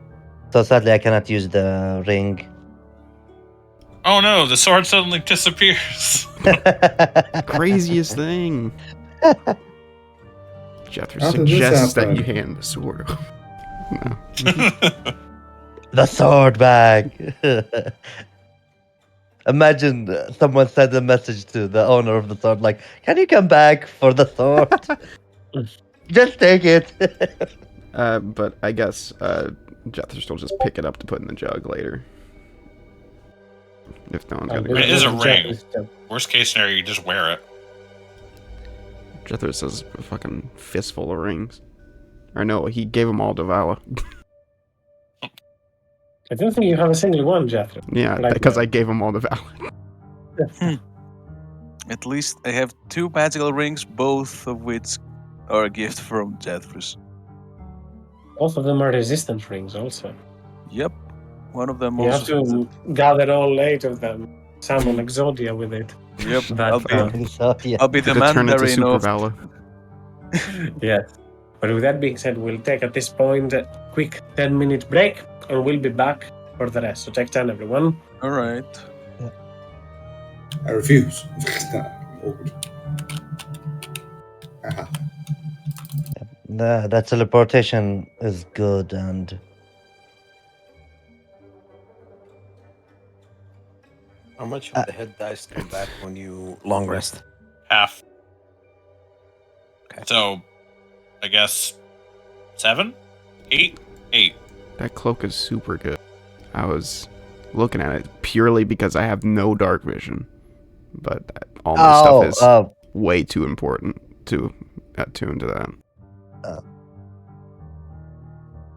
then Just ask Umesh for better eyes. I'd ask. why don't could. you?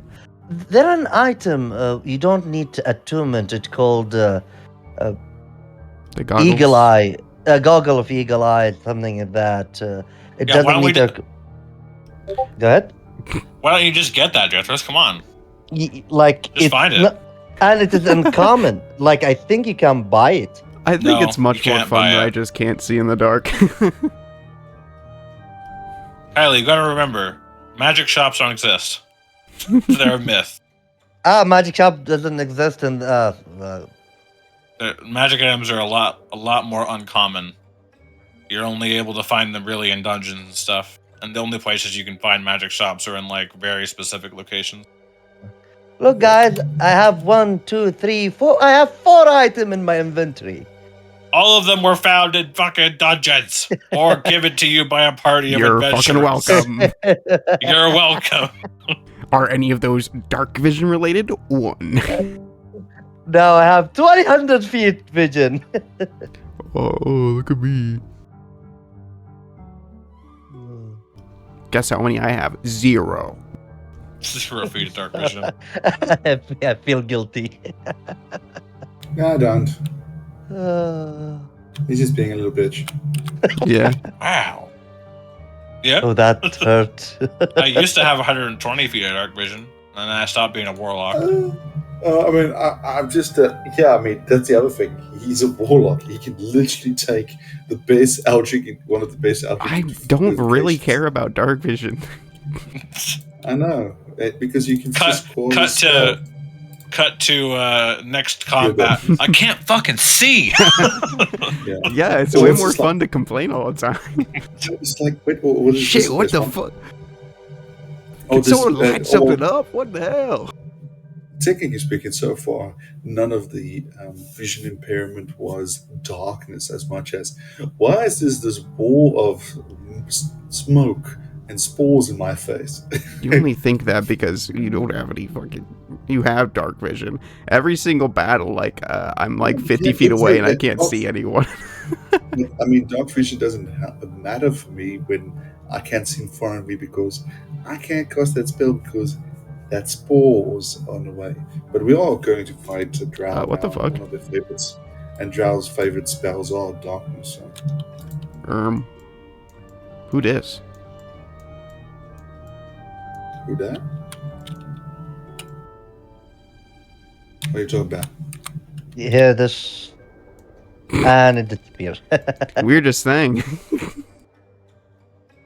What are you talking about? Willis? Strangest thing. Jethers is seeing things. It's What? crazy.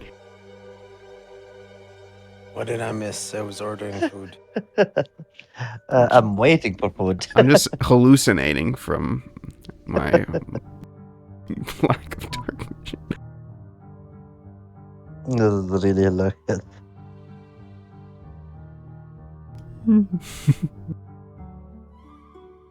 Kaizen, if you're here, can you fix my sight? Come No. again? Fix If you- yourself. Fix my sight. What's wrong with your side? He's No, that's- added. Elwen sight, not my What's sight. wrong with elements? Oh, you mean the green dark vision? Okay. Please. Yeah, fix it, Kaz. Well, you guys are so mean.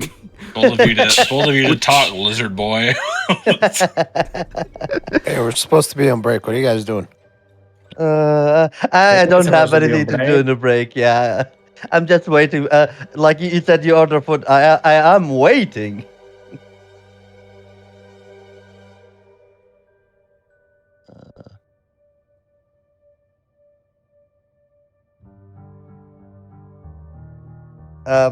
Torque, you're not Gawal. You're here. Yes. بتطلع اللي هو 10 فبراير الماراثون تروح لهم؟ وشو؟ اقول بتسجل في الماراثون في ماراثون بيصير عندنا في الرياض ماراثون ايه Are you talking about Marathon. the car? No. Are you talking about the car race or what? no I'm being put. You're cursing me. um, Casting a spell on me. look like the things I cannot explain in English it's easy to say it in Arabic. لا ما اتوقع والله. حاولت السنة الماضية بس ما زبطت. والله ايه انا سجلت حق 10 كيلو بموت بطيح عيني. باول 3 كيلو بطيح. الله يعينك. Is this how now I realize how other people listen sounds like when I'm speaking Afrikaans and it's like people is like can't understand me. It's like it's such a weird feeling. It's not bad. It's like we're talking about you, but we're actually not. We're just talking about marathon, upcoming marathon. Yeah. The marathon. By the way, Regulus, did you start or even finish Rogue Trader or not? I played for like 2 hours, man. I haven't. You haven't done either. You haven't even done Wrath of the Wrath of the Righteous either. I just finished it. I was like, I enjoyed this. It was really fun. I'm playing Solasta. Oh yeah, that's a D&D. It's a very very D&D, very cool apparently. Well, Yeah, the voice acting is It's so fun. yeah. The storytelling is kind of okay. I mean, Isn't Solasta like made by a somewhat of an indie dev? Yes. Yes, Crowdfunded. Indie dev of indie devs. Like they're not Larry and Indy. They're Indie. Yeah, no, but I mean that's they were basically the most decent. What do you call it? Decent one you could get at one stage, right? Yeah, but now there's Baldur's Gate. Yep. Still, no, My no, still review not. for the game is love it when they don't talk, hate it when they do. How did you like that other thing with Roll20's voice actors? Numbuluk's dungeon, and the one I told you about. You saw. Oh yeah, the Dungeon of Nobuluk. Yeah, it Nolbuluk. was fun. And it was just fun. Yeah, Just, it's. I feel like it should be more of like a phone game than like a PC game. Oh, I can imagine that. Did you Yeah. did you finish it? Yeah. Finished it. It's fun. I liked it. Don't I have like the to think ending. too The ending was much. kind of funny. It was like, oh, Yeah, it's a silly game. It's not too serious, you know. that's actually good. Yeah, it doesn't have to be super serious. Cliche characters. Racist dwarf, Yep. idiot elf. The blonde elf. Yeah, Classic that's blonde. the one.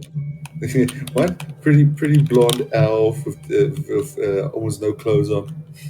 Mhm. Even remember her armor even has it like very skimpy outfit.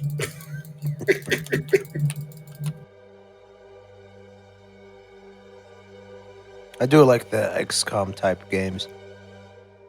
Yeah. No, then if you like XCOM type games, you would enjoy Rogue Trader or Wrath of the Righteous and those. Yeah, I saw a review about it the other day. There was a lot of negatives, but a lot of positives at the same time. Lore Yeah, it was wise, actually people don't like it, right? what, Wrath of the Righteous or The Rogue Rogue Trader. Trader. Really? Yeah. Because they're I don't saying know. you're like a rogue trader and then you have Xenos races and they Can. are. Yeah, but they're Yeah. like acting weird. They shouldn't act that way, you know? What? It's Oh, not they're lore just friendly. no, the bullshit. I don't know what they're talking about. Mm. I've been in Warhammer like ages, and I really enjoyed it. The Eldar played They played the Eldar perfectly. Had a lot of things that was very good and lore accurate. I don't know what they were talking about. They did a really good job. So if anybody says they're like issues with the lore, they can go and suck a dick. Because honestly, if they have then they haven't seen. If they have a problem with that, they haven't tried Dawn of War 3.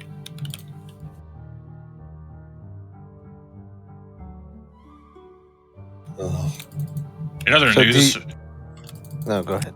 I was going to say in other news, George, have you seen the first episode or whatever of that eating in a dungeon? No, I haven't yet. It was on Netflix, but I haven't watched it yet. How is What it? is it? Oh, is it Netflix? It's on Netflix. Bitchin', I don't have to pay for fucking Crunchyroll. I haven't seen it, but I've seen a whole bunch of clips from it. It looks really good. I just wondering if Yeah. you'd watched it. No, I'm gonna try and watch it soon. The reason why I laughed at it is I literally created a D&D character like that before it came out.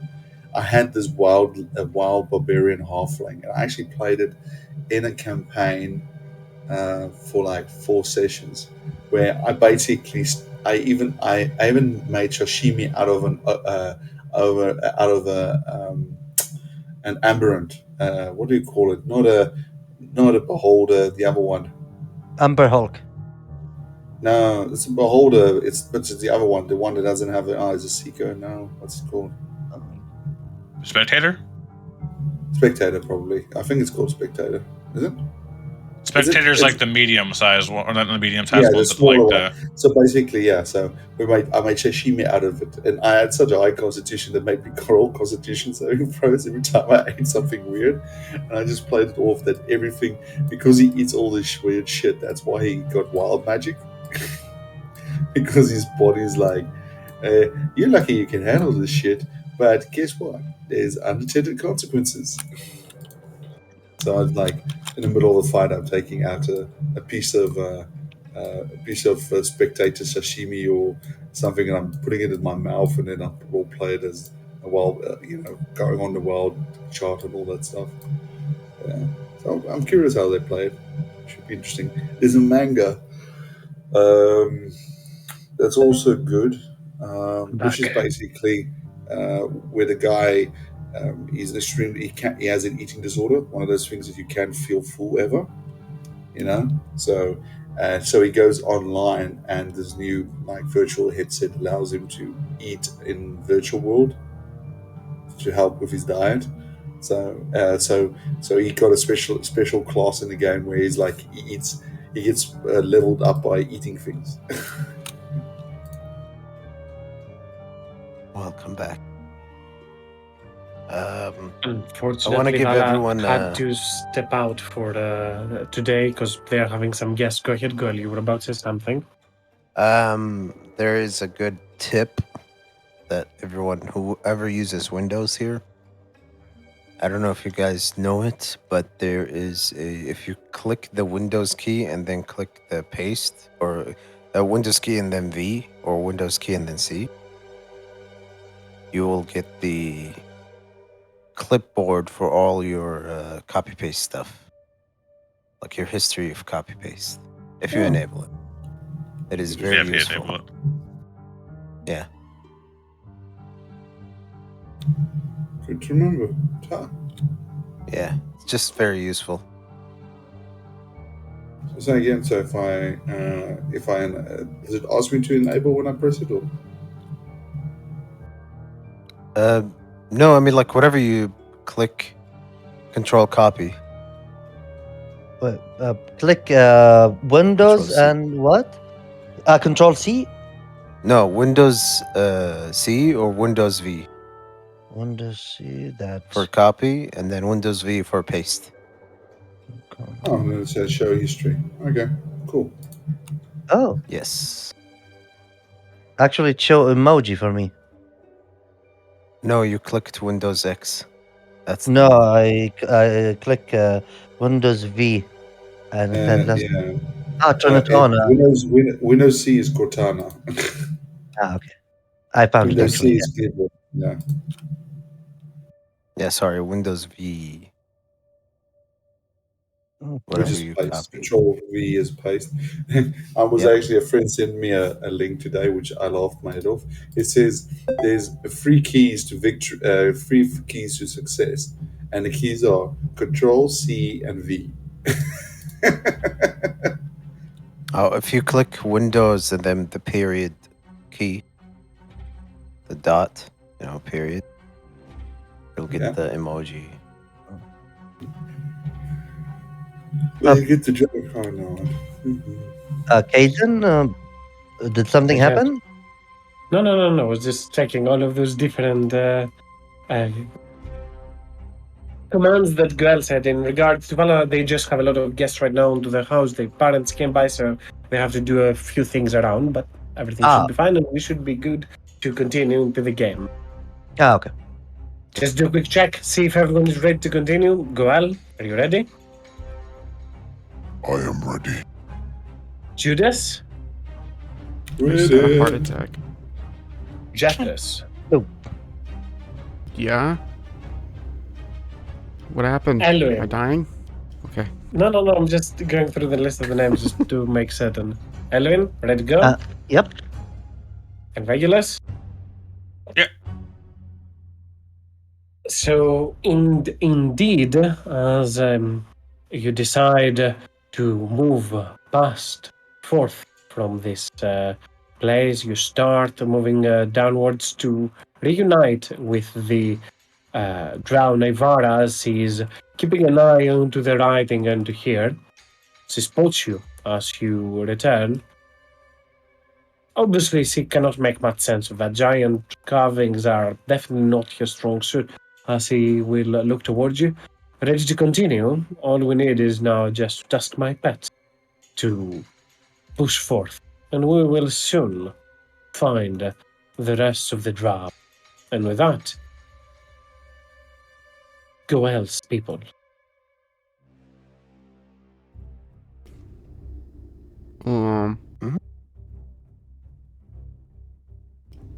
Yeah, lead on, I guess. Well, we did want to make one pit stop, right?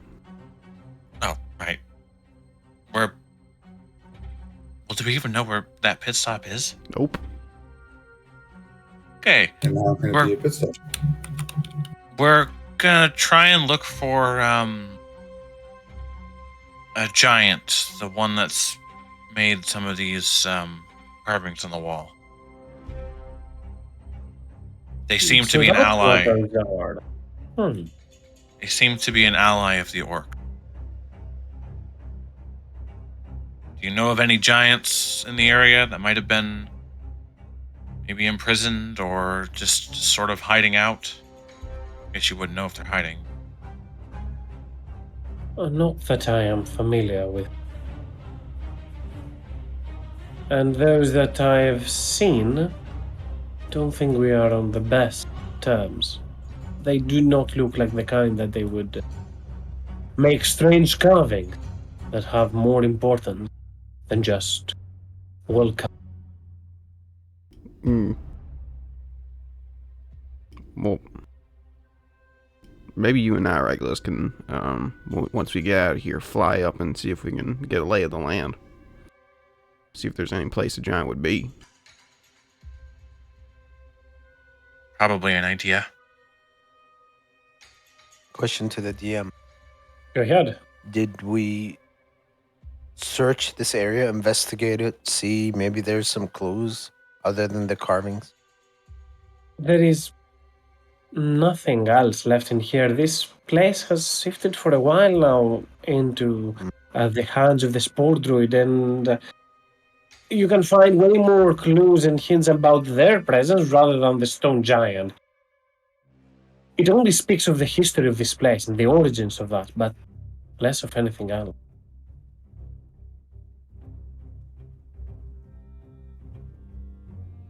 Okay. Right, well, once we are outside, you can definitely go look for that, but I do not think my tracker can change course. It only has eyes, or more so, trail laid for one of. Damn. Can we, like, pick it up? Keep its feet off the ground, like, make not go that way?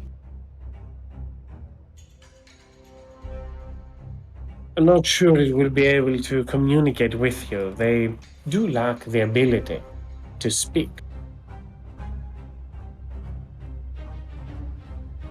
Can we restrain it? Why would you need to do that? So it doesn't go off by itself. It heeds my commands. When I say for it to stop, it stops. You saw earlier on. Well then, let us look for this giant. We cannot find anything outside. Cannot find any trace of it. We shouldn't waste too much time here. You're free to look as the tracker moves up ahead. I'll try to keep it at a slow pace, that is. Okay. Once again, you exit the path out from the tower. The monolith, that is. The slithering tracker lies a little bit to the distance, as it was prior, standing over there, ever seeking to continue its journey. As Naivara approaches, he will speak a strange word, for only Goel might be able to understand, except if also Jethro is concentrating on. I'm not. You can read. No, yeah, you can read. You don't have comprehended languages all the time. Yep, my bad. As Goel, you will understand that Naivara speaks in the deep speech. Move. And the creature, once again, starts its movement. As Naivara will also comment on it to slow down, giving you time if you want to lay out the land around, try to see if there is anything in the nearby area, as the slithering tracker continues to advance up forward, the drow right behind and the rest of the group following as well. But yeah, Jethros will try and step on the air, and rocks will lift him into the air. I'm just gonna go up above these trees, quote unquote, these mushrooms. Maybe with Regulus, maybe. I don't know what he wants to do, but I'm gonna try and look around for wherever a giant might make a home other than this obelisk.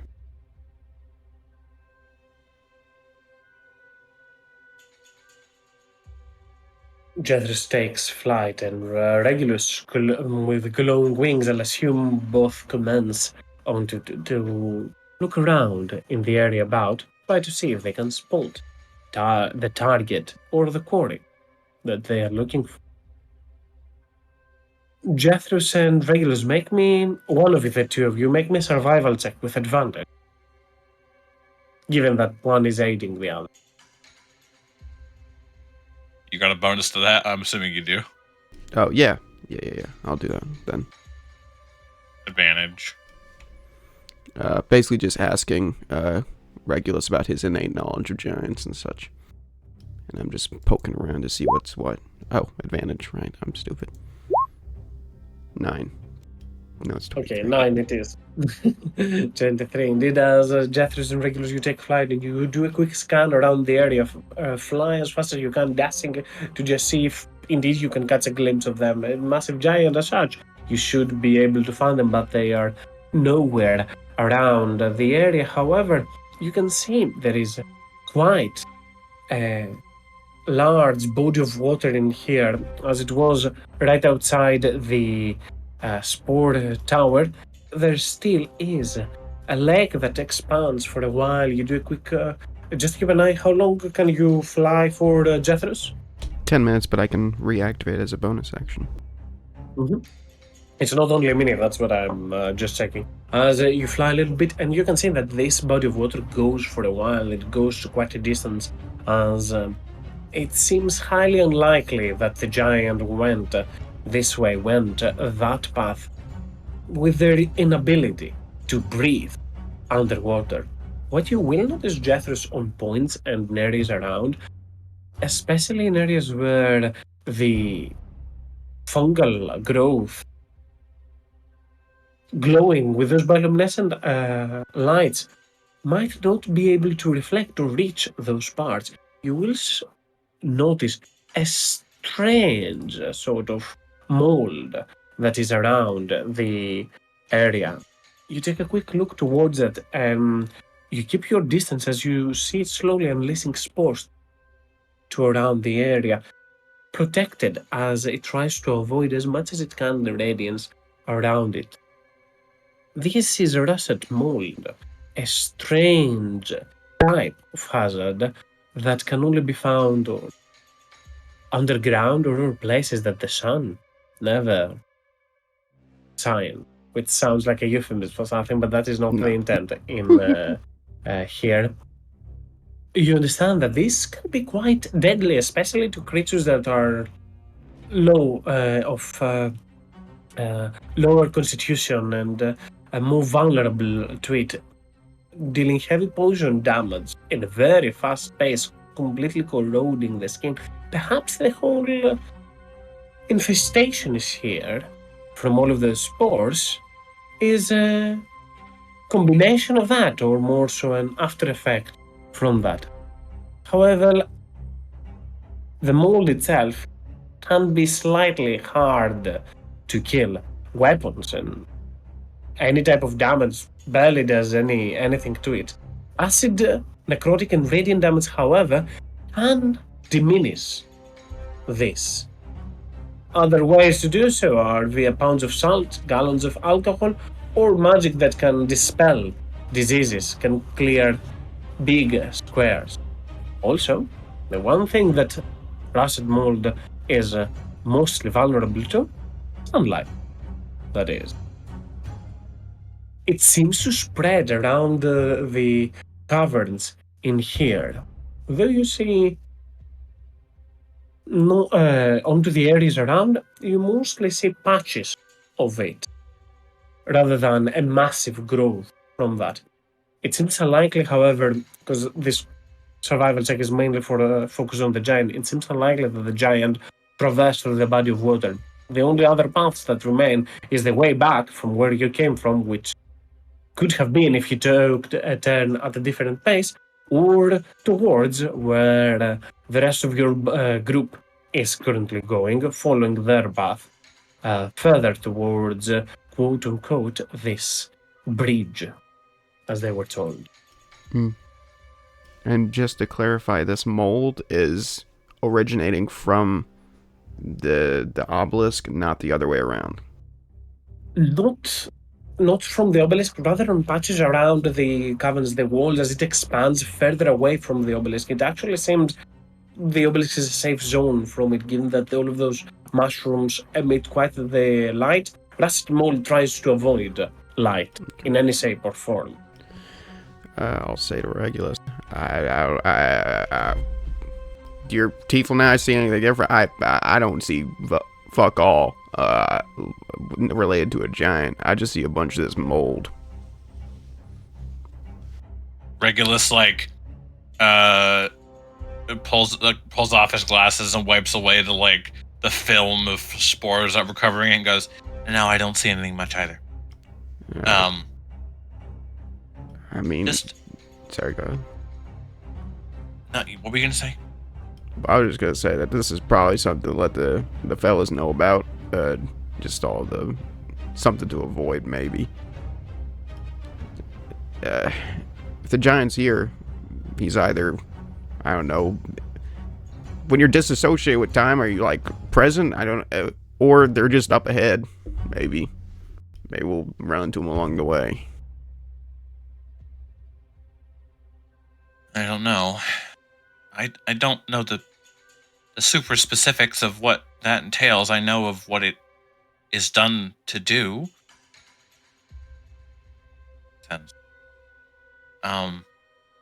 Something I wanted to mention to you, since it was a part of that and sort of in our realms of interest. It is possible for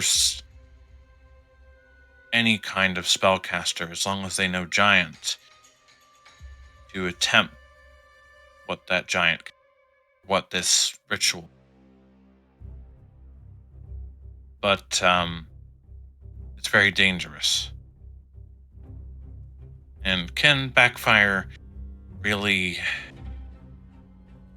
easily.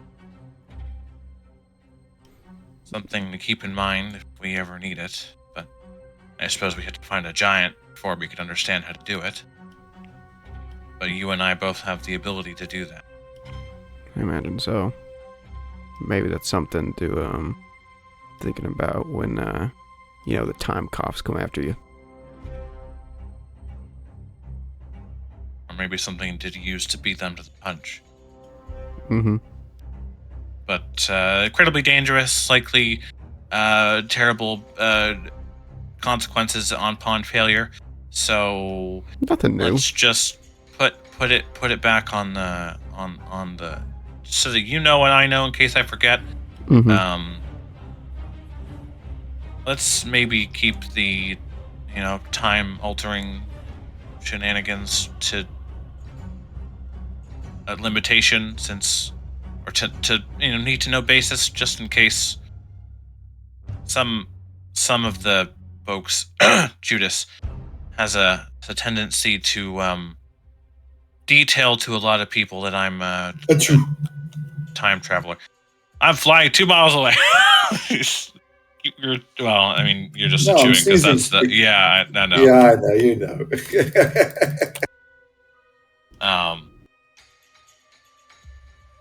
Not to keep it from the others for a negative reason, just so that it's not an added stressor that they think that we might try that and put ourselves at risk, or them. Yeah, sure. I mean, or everyone we've ever known. You don't need to tell me twice, man. You're secret save with me. I mean, I guess it's our Alright, let's secret go now, but Find a giant. I use the gems to tell the party.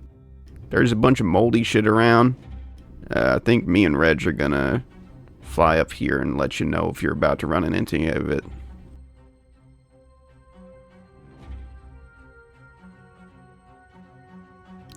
Not good mold. Will literally strip the skin from your lungs off. That sounds like a good time. Yeah. That's what it will do. The path continues with Regulus and Jethros both keeping an eye as they fly around. A little bit after the 10-minute mark, you can choose to reuse your ability, Jethros, as you are approaching, but technically your ability to fly will end at some point before Yeah. anything of interest occurs. If I'm gonna stay up here and I'll alert people, I think I'm gonna change. I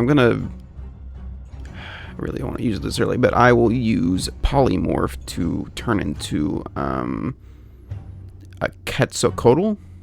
I think it's how it's pronounced. Another dinosaur. More like a dragon.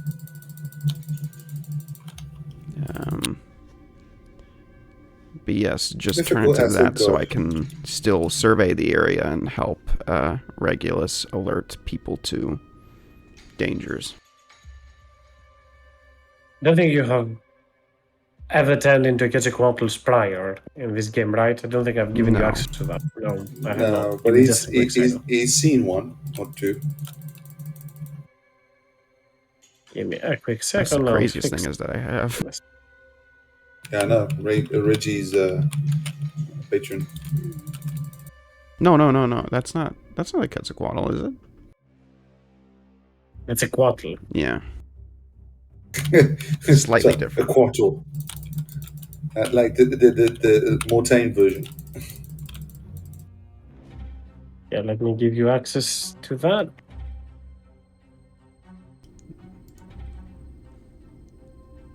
I'll do better in the Is future it- about letting you know about my beasts. Sorry. No worries. As you are moving up forth, continuing your... well, it doesn't have any different passive perception, not perception, different senses, right, Jeffers? I think it has the same as you, like Technically, no dark yeah. vision or anything like that. Technically, yes. I just have +2 perception. Okay. So I'll assume from one side is Regulus, from the other side is Jethros onto that form, and I think polymorph lasts for an hour, right? Yes, So you sir. should be covered.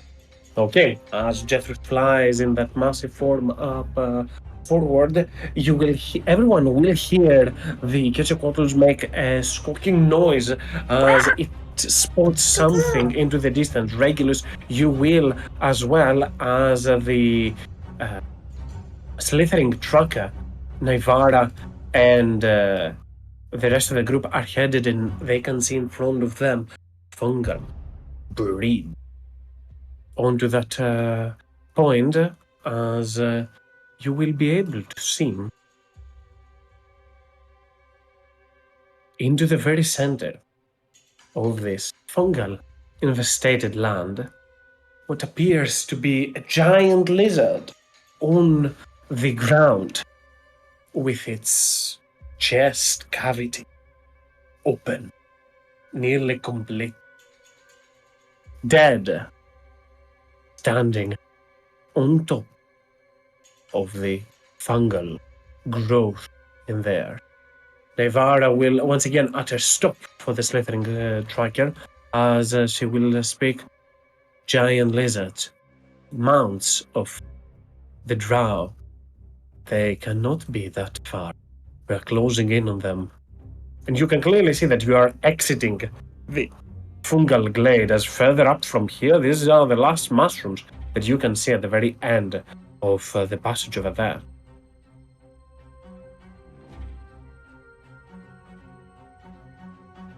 Goel, with your potent eyesight and the eyes that not many can see as potently as you. And just to keep an eye on Elwin, you do have the correct dark vision now, right? You should be Yeah, able to well, see. Yeah. 120. Yeah, thank you. Yeah, okay. As Goel, with your improved eyesight, as well as you look towards there, you can clearly see onto the fungal growth some strange, small creatures, figures that climb downwards and upwards on top of those mushrooms.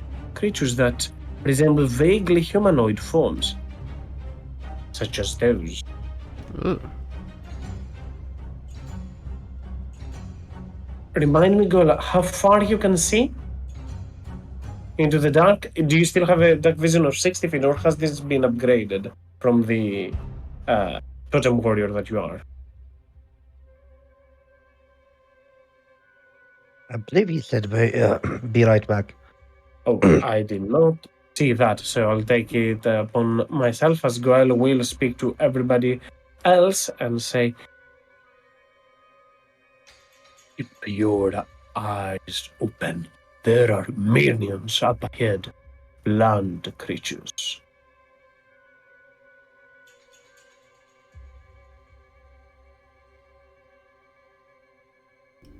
Sorry, what creatures? Land creatures, Oh, said. gotcha. Do I see them?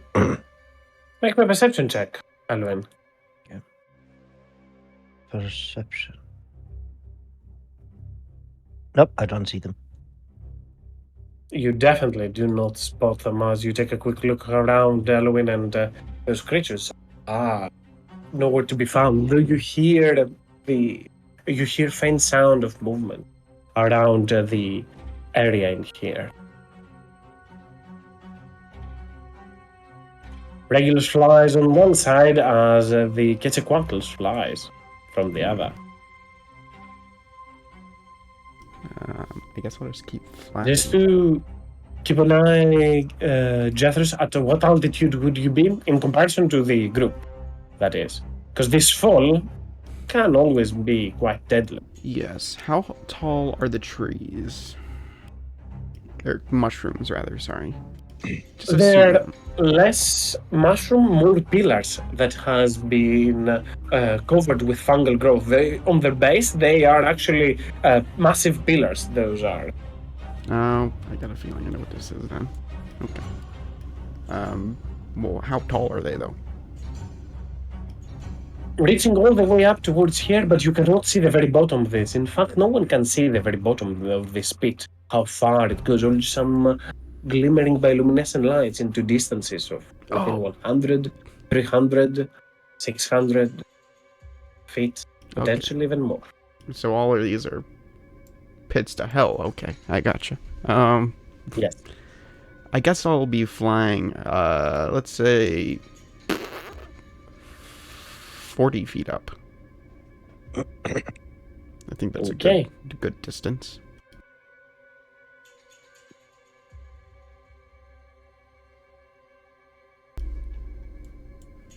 And I'll just continue flapping, looking for these mold things.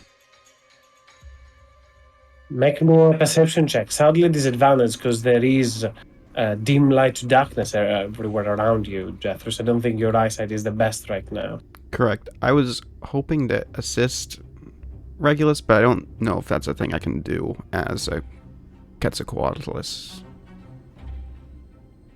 So, disadvantage. Not given that you don't have communication in here, I would assume it would be hard to do so. And you're flying in to cover different areas. 3. You try to spot any of that russet mold that could be deadly, but you see none. However, you do see wooden steps over to here, indicating that this is a passage that has been used at least a number of times. I'll fly in that direction to let everyone know that that's a good place to go. Can I do that? Mm-hmm. You see as the Quetzalcoatlus flies all the way towards there to try and call, or at the very least draw the attention of their allies.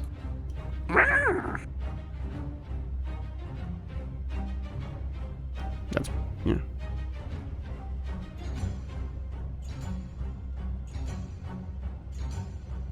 Naivara takes a step forward. Well, I guess only thing there is to go up ahead, and she will speak towards the slithering tracker to continue to move up forth. Creature continues to slither up ahead as fast as its movement allows it, looking onto the carcass of the creature over towards there. And meanwhile, and just to keep an eye on Regulus, is there anything else that you and is there anything that you are currently doing as you are flying up ahead? I guess I'm just keeping an eye down on the ground, any movement, people lurking in the shadows. Down on the ground, you mean all the way down, or because Well, you cannot see as far as there? That is the main thing. oh, so like this, that's a bridge, right? And then there's stuff way below. Yep. Okay. Yeah, I guess I'm just keeping an eye on the bridge, and then like anything above or equal to the level of the bridge. Make me a perception check. Sadly, you are also at a disadvantage, both from exhaustion and from your eyes cannot spot up into the distance. Beep, beep, beep. All right. 11. That's great. Is that a failure? Can I do some scouting as well? I'll give you the chance, Goel. However, Regulus, it doesn't qualify as failure, but you can get more if you roll higher. There are in betweens. You technically fail to see everything or spot more clues, but you will still get a few clues. So I'll leave it up to you. Like it scales. I'll spend a sorcery point to roll as well. Go for it. So just be a normal. Mm-hmm. Of course. I did the recap, didn't I? Yes. You did. Insp. Yep. So I want to see stuff. Thank you. Okay. Regulus, you hear far ahead, not that close, but you do hear far up into the distance, flapping wings, nearly aggressively. Wings flapping aggressively into the distance as they are slowly approaching something or multiple flying creatures are headed towards this path. Based on your perception, you can assume at the very least they are more than just a couple of creatures, but not too many as you take a listen towards there. To the extent that could be wildens, there could be cloakers, there could be all sorts of creatures of the Underdark that are scattered as if they are fleeing, running away, as you take note of that. But it is slowly headed towards your direction. On a different note, and I'm sure you're able to convey that through your walkie-talkies, your sending stones. Goel, can you link me the Eyes of the Beast from the Eyes of the Eagle feature that you have from the Totem Warrior?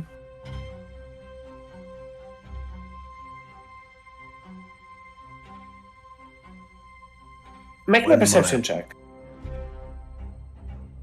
Alright. Perception. I am very good at it.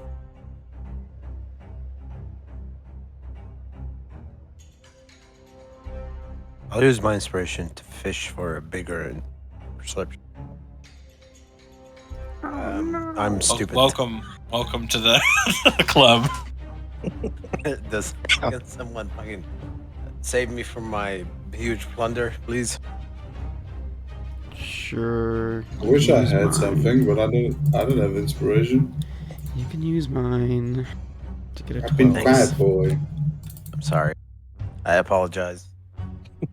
There you go. That's more like. Well, you narrow your sight. You look into the distance, and as if you're zooming onto that place, you see through the bridge, past the bridge, as to what captivates your interest. And far up ahead, keep an eye, you cannot see with the aspect of the beast in darkness. However, if there is a light source somewhere, you can see up toward there. So it only allows you to see up to 100 feet without any obscurance. After that, only if there are light sources. just so you know. However, you will see a flickering light somewhere into the distance, and to that you pin your whole attention. You zoom in further beyond the bridge. Further from there, you see a handful of torches, and on those, exactly, it's in hands and hands and hands. That's exactly what that is. As you slowly look into the distance towards it, and you will see and spot some orc hunters with hands that shed light as potently as a torch, rushing as if they are on a hunt or a prowl for something. But they are fleeing. You can just barely see them into the distance, past the bridge, onto the cavern, up ahead, somewhere towards there, moving through the different corridors as they are. Approaching or coming closer towards you, it is unclear, but go ahead, sorry. They're carrying hobbits? No, they're not. Ring up. To Isengard. That is what you spot, Goal. As you see the slithering striker slowly start to move up forward, Regulus informs you that there is something fleeing from that direction, something with wings. As Goel, your eyes turn towards there, and you see under that flickering lights the figures and the forms of those orcs. Are they familiar? They do share a lot of characteristics from your tribe. Can I discern the finest details of their regalia? Or is it? I think you can only do so within 100 feet from you. Alright. They're not within 100 feet of you right now. Yeah. And they're running away. Not. They're running in the cavern into the distance. You're not sure if they are coming towards you or if you are losing sight of them and regain as they are traversing the corridors up ahead. From time to time, you are at an incline, high ground. You can spot them from time to time sporadically when they're not covered by pillars.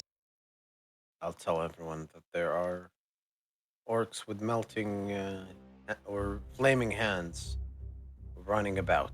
There's something happening. Flaming hands.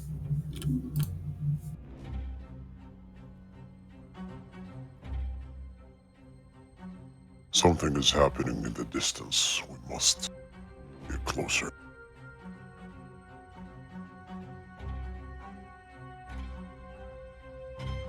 As Goel informs, Snowshoe rushes up towards her. The slithering tracker also moves. Regulus keeps his eyes around, and Jethros in the phone, the Quetzalcoatlus, informs of where to land or a passage around the area. You will see something rather disgusting as you move up forward. Snowshoe stops for a second, and Goel, you hold your pace for just a quick moment as the lizard in front of you starts to twist from the inside and burst outwards as it spawns creatures made entirely out of mold. You see them burst into existence from a single creature, carrying somewhat of a resemblance to it. And as they come out from the creature, I would like initiatives. Are these the creatures in Baldur's Gate Underdark? Like the ones that made the things in the walls, but they didn't show them in the game? They smell like death or whatever. They burrow through to eat dead corpses. This one do not burrow. Oh, I know who you speak. You speak of carrion crawlers. No, those are not that. Okay. Kaden, I will inspo my initiative. Go for it. This is the fourth time I rolled that low. Okay. Double?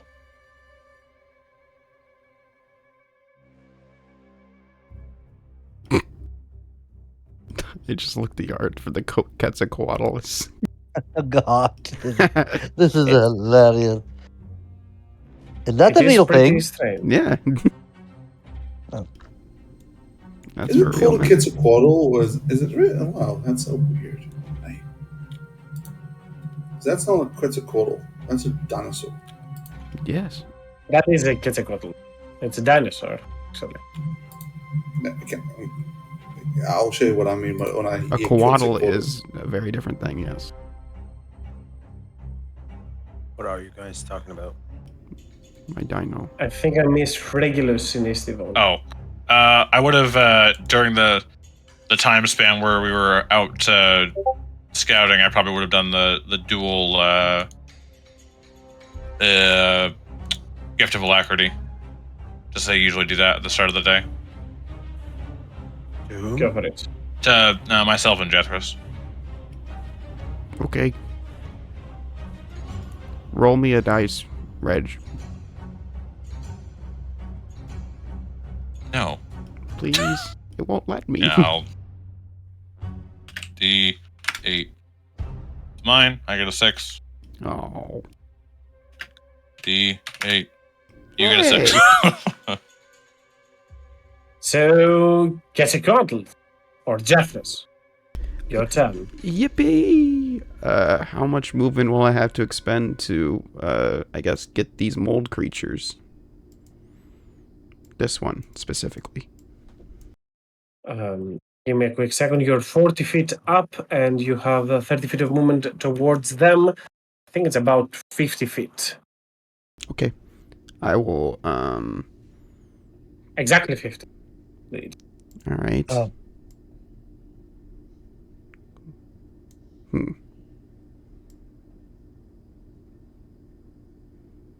Just doing measurements. Nope.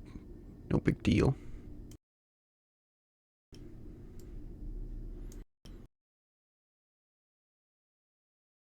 Oh no, this measurement has got out of hand. Okay. Well, I would like to, we'll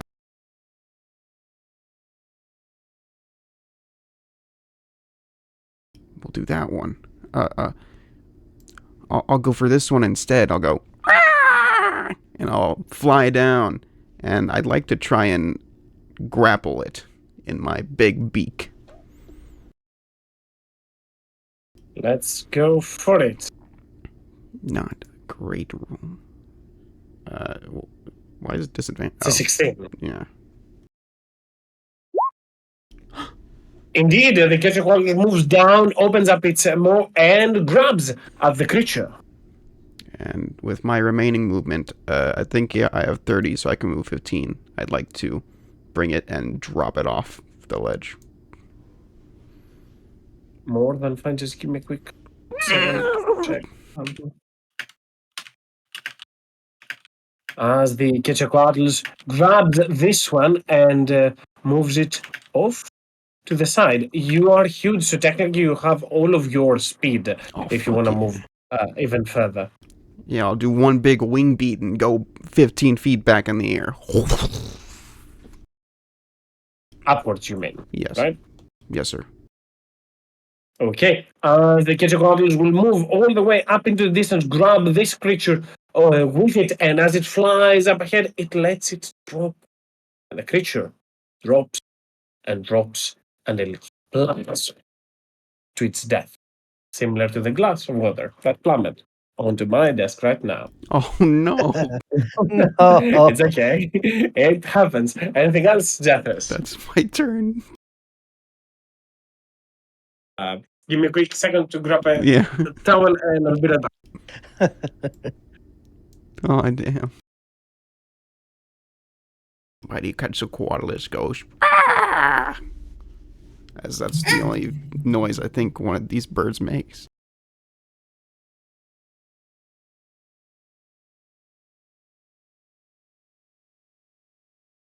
Now you make me thinking, what's ostrich's sound? I am back. And it is my fault for messing myself and doing things with my hands. I should stop that sometimes. I'm doing clumsy stuff around here. Nonetheless, as the creatures start to attack from the ground below, slowly those small little creatures start to climb upwards. And they are adept climbers as they are able to become nearly one with the fungal growth in here as they come as close as they come. And give me just a quick second. Here it is. And it will get over towards here and take the dash action to start approaching both the slithering tracker and Snowsong, as the slithering tracker itself will, on its first instinct, attempt to strike at the creature in front of it, yet fail to do so as it is preparing to move forth. And Regulus, you are up next. I guess I'm gonna.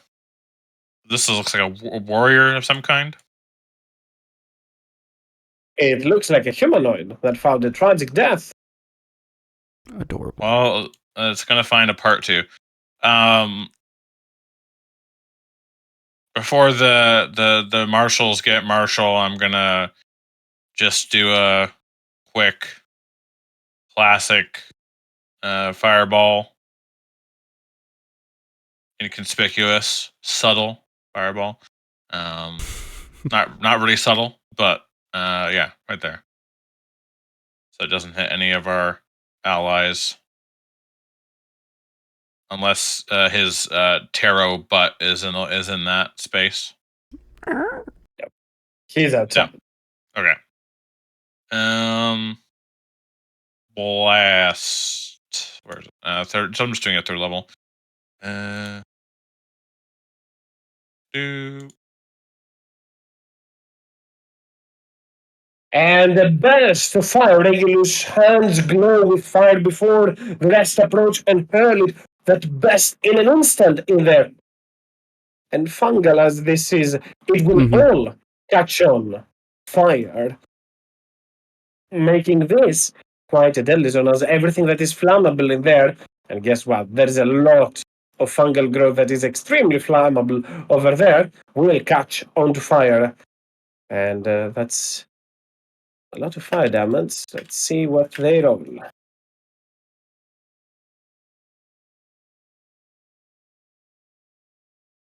Each and every one of those creatures fails, as the fire is not something that they're vulnerable to, but they're not resistant as well, as only of those creatures will manage to survive from that. And anything else, Regulus?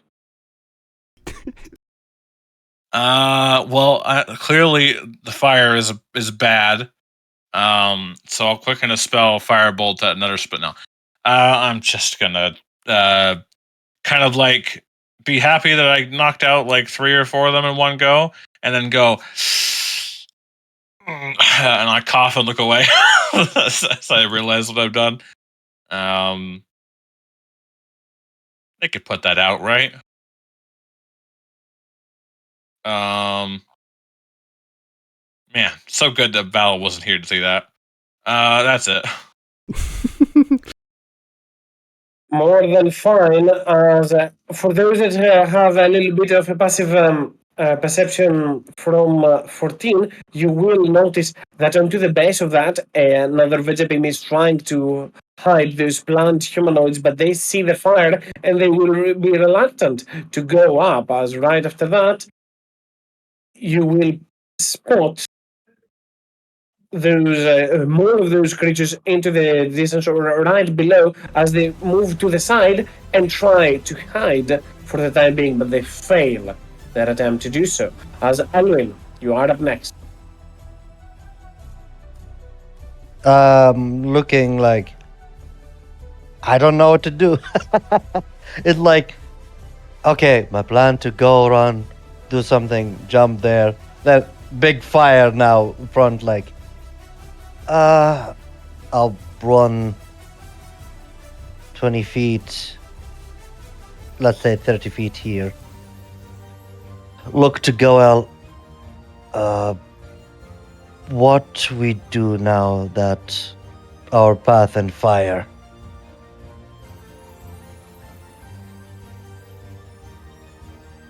Someone can use magic to put the fire out. Okay. Now stay back. Sadly, this is my last movement, but I will put my sword up as a dodge action. Alon grabs his blade and prepares to avoid any strike against him as Judas. You are up next.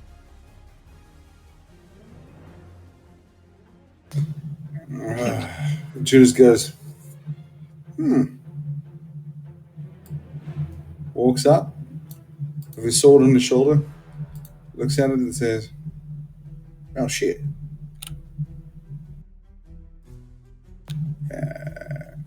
Seems we're stuck for now. Can I, technically speaking, I'm guessing that's just the abyss? Yes, do not fall in there. You can, but it's not gonna be nice. But I'm just gonna. Is the fire just on top, or is it on the whole stalk as well?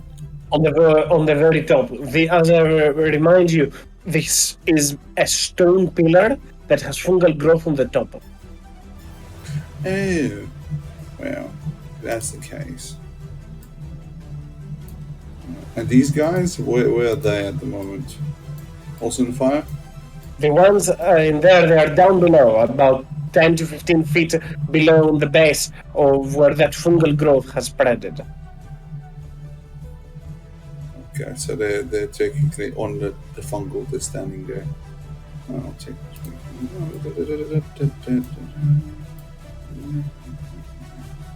Can I, technically speaking, when I take a dash action, just go and do spider walk down there, stand next to it? Of course. And then that's me. As Judas will make his way towards there, as Navarra will call out and command the slithering tracker to hold for the time being, as Vala gazes onto the fire and just face palms, calling out to Regulus, classic Regulus, to light everything on fire. As, however, as the Quetzalcoatl is flying around there from an unseen position, a tendril will be hurled toward them, but I do not think that hits you. Quetzalcoatl with a 9. Surprisingly indeed, from there, you will see a creature that emerges from the plant growth belly, a roper, that is, as it hurls its tendril, you look back towards there, but you cannot spot it properly, as hidden, it got the advantage from you, and it will try to do so again. It has quite a many strikes. This is on you once again, Jethros, and the other two I shall do on Judas. Oh, wow. Did he Roper? What is a Roper? Down there, in the distance. Oh, did it hit me? Oh, crap. It's okay. With a 27. Oh god, it looked ugly. Yep, Here. he's got me. I don't think I'm gonna dodge 27.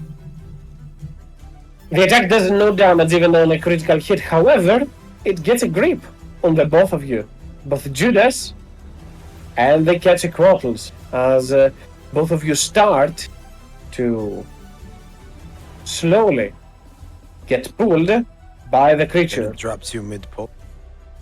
It can do so, but it will be a sure way for it to lose a very potent fist, as it will drag both Judas and the massive Quetzalcoatlus closer towards it, 25 feet, all the way up towards there, holding onto tendrils to the both, trying to pull them closer. However, you drop slightly down once again due to your sheer weight as you dangle 50 feet below the roper. Well, not you, Judas, the Quetzalcoatlus will be, however, down there, because it is huge. Because that, if he's pulling you 25 feet close,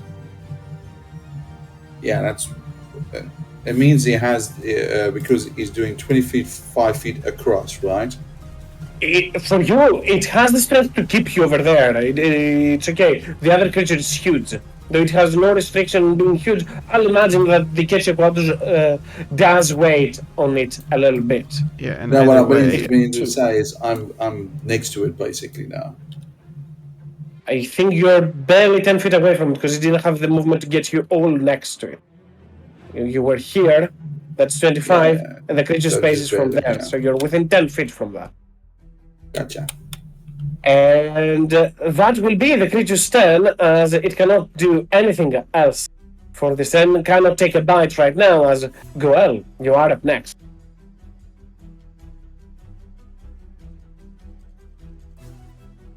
All right. Goel is gonna go up 5 feet. And in undercommon, he's gonna grab. Or gonna tell this little Looch. weird abomination thingy Slash. and say,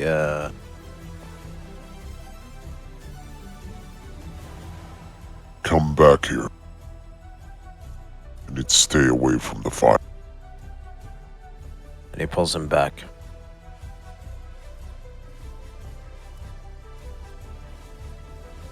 It listens. Does it listen to what I'm saying? I'll assume you're using your shove action to do so, or something like that, to try and drag it, right? Or it's Yes. just... Yeah. If it was only words, then the creature would still have to stand still for the time being, but it's not going to not hinder your... it's not going to hinder your attempts, at the very least. It's going to allow you to do so. It definitely seems, however, to understand Undercommon. I'll also tell to sit tight as I charge to the fire.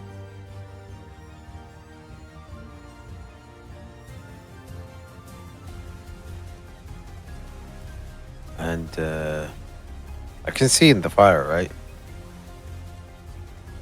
Definitely. Though, as you do move into the fire, you will take... It's bent by coals or stumbling to the fire pit. Bent by coals. You will take a single d10 points of damage, which is 6 points of fire damage as you step into the fire.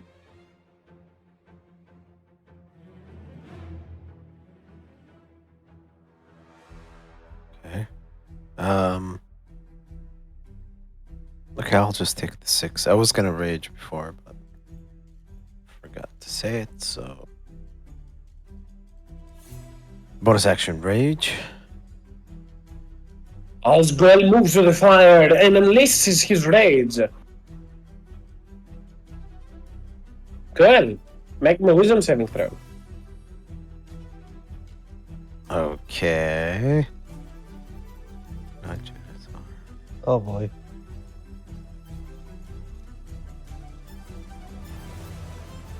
Go on, Grell. Okay. I used one of my attacks, right? For the shove? Or is that a free action? One of your attacks, yes. Okay, I'll attack.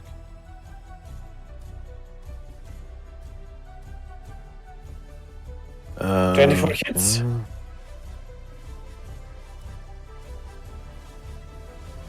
That's As you will then quickly, the creature into base already burned by the fire, you bring your hammer down and put an end to it. Anything else, Grell? yes. I have remaining movement.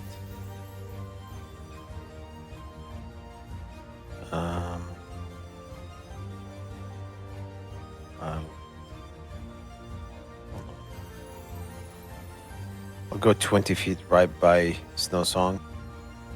Look at the situation over there. And then see some enemies down there. Prepared to go down. Snow Song will take my cue and jump down to the spiral thingy. Mm-hmm. And he will do an attack on this Abe's Odyssey looking dude.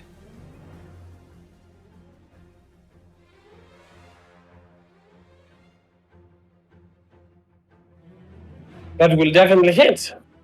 For a total of 15 points of slashing damage. As this will be enough to actually bring the creature down, as Snowstorm will tear the creature apart with a single strike. That's it. As right after that, just to keep an eye on Regulus, you are to quite the distance over there. You're flying up there. To what altitude are you? Just to keep an eye on. I Because you do need not. to go to the rest of the group, that is. Yeah, I mean, I was sort of like acting as Overwatch, so I'd imagine like at least decent distance. 20, 30 feet? I guess, yeah. 30 feet. Yeah, let's do 30 feet. Well, more than fine with me. You continue to fly over there and catch a turtles. You get it done. I'm all wrapped up. Only thing I can Yep. do is try and get out. So, I will attempt it. Strength. Meh. 8. That is, however, a fail also. Once grappled by the tendrils of a roper, you have disadvantage on strength checks to get away from those. That sucks. Yep. Anything else? No. Bonus action. I'm afraid of the fire. That's my turn. The Quetzalcoatlus continues to wrap its tendrils around and around the torso and the neck of the Quetzalcoatlus to pull it upwards. That is, the Vegapim down there is dead, and the slithering tracker will hit the wards of Navarra and halt, stop altogether. Regulus, you are up next. Okay. Well, I've created a problem. I don't know if I can fix unless I just cast another fireball with Just to keep an transmuting eye, it. this looks like an inferno, obviously. It's not as bad as like everything is burning around there. It's like stumbling onto coals, but it is burning ground. Okay, so it's not like gonna threaten the bridge. It definitely can as you turn and look towards there. Those are wooden planks. This is a wooden bridge, and this is entirely made from fungal growth. So it does. It is a problem for the bridge itself. Excellent. Not really.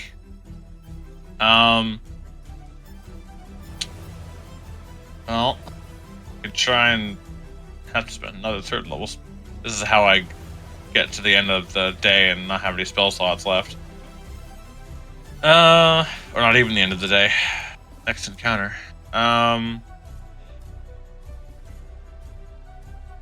If I fireballed my way into this mess, I can fireball my way out. I will. Transmute ice. Yeah, that's what I was gonna do. Yeah. I don't. There's no enemies in there, right? The only enemy I could probably reach is the one that Snowstorm right beside. And They are technically on the lower level, just to keep an Right. eye on. Okay. I might as well try to put it out. It's not as though I can stamp it. Do my wings have any like presence?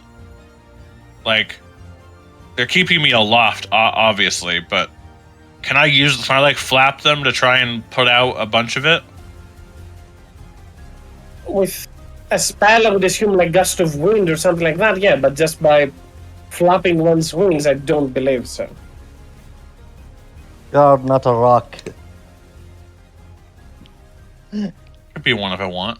No, I can't. Alright, I'll stop wasting time. I'll just bite the bullet and cast another third level fireball. At least it's only third level. And I will transmute it to ice just to put out the fire.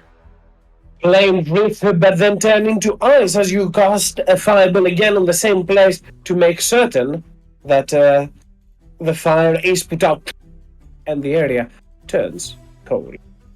Also, Right after. Neum, as one might say, because that was a transmute, so I fly 60 feet for free.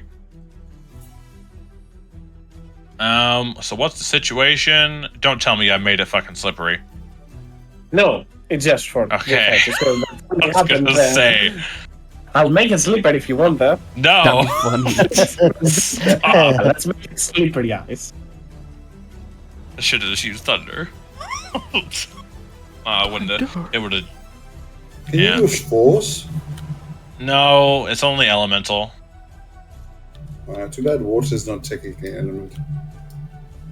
I used cold version of it. Yeah, I know. I'm just saying. All right. Well, I move over here. I see that Jethris is screeching in abject terror. Yeah. Do I see the roper, or is it hidden to me? I mean, I see the You tendrils. do see it. Yeah, you do see it. Okay. Am I within range of it at 30 feet up at where I am? In range of an attack from the roper, you mean? Yes. Oh, it has 60-foot range, doesn't it? 50, but yeah. Okay, I would fly, knowing that we've encountered them before, I would try and keep out of its range, because I do not want to get sniped out of the sky by a roper. I'll assume to a safe distance somewhere like... Yeah. Like, in my range of, like, cantrips and stuff, but... Yeah. So I'll just look down and go, okay, I fixed the fire! You would actually have to be somewhere there. Be very, very safe. I mean, I'm flying... I guess... They're still within range of 100 feet cantrips and stuff like such. You just not be within 50 feet of them. Okay. So, yeah, I like this better because inevitably when you decide to incapacitate me and make me fall 200 feet, at least I'll only fall on the bridge. You can go further if you want. You can go there. No, I'm okay. You know what? I think I'm perfectly the bridge was too weak to fine. carry you. I fucking know. don't beat it. That will be my turn. And Elwin, you are up next. Ready to go into some slippery ice? No, I'm gonna do something crazy. It might kill me.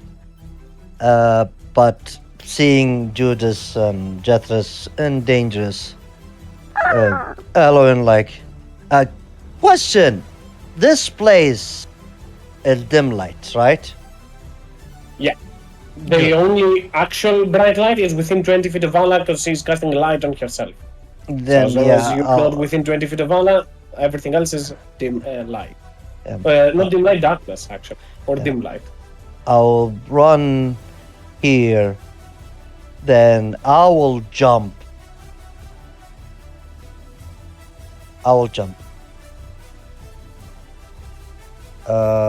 Do I need to make athletic? Because I have something I will do as a bonus action. I don't think you have from where you are over here. You move towards there. You jump down onto the spiral. You were there next to the sleeping figure, right? What I did is, I jump I run I cannot run like that. I'll at least jump like that. This is on the lower level, down below. So you have to technically jump from here there. Yeah, it doesn't connect from here. Okay. So yeah, I'm okay. I'm okay with that. Okay, I will do that. Then I will jump. At 20 feet of movement, you jump all the way towards there, and you want to jump further now, right? Yeah, I will jump like here. You have a strength score of 18? 20. 20, which means now that you're making a standing jump, you can jump up to 10 running feet. Jump. Running jump, you made it from here. That was your running jump from here down there. Alternatively, you could do it like that, if that makes any difference. Because you made the jump from here to there. No, I was here. I was here, so... Yeah. I'm saying if you move towards there, you make a running jump, and now you're technically standing to do another running jump. Yeah. I thought... You can do a running jump from there, from up above. Okay, no problem. Difference. I will do that. Yeah, I will do that, and I will jump. How far, when I jump, how far I believe I will reach? You can go up to 20 feet, which is your strength score. So you can go all the way up to 30 feet from where you are. Yeah, the moment I reach here, you see me jump and almost plummeting, and you see the cloak engulf me. I disappear, and I pop out next to this. Just to make sure, which platform that next to the roper? Over here. Yeah, so yeah, I will appear here.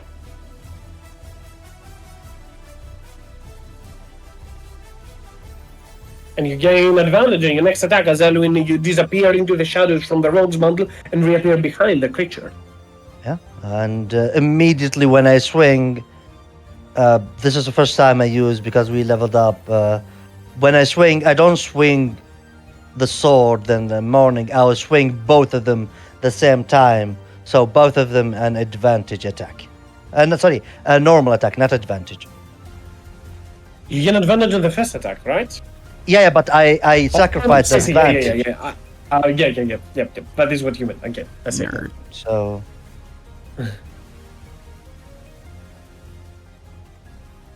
The 13 will not hit. 21 will. then I'll go use the rest of my, I believe, 2 more attack.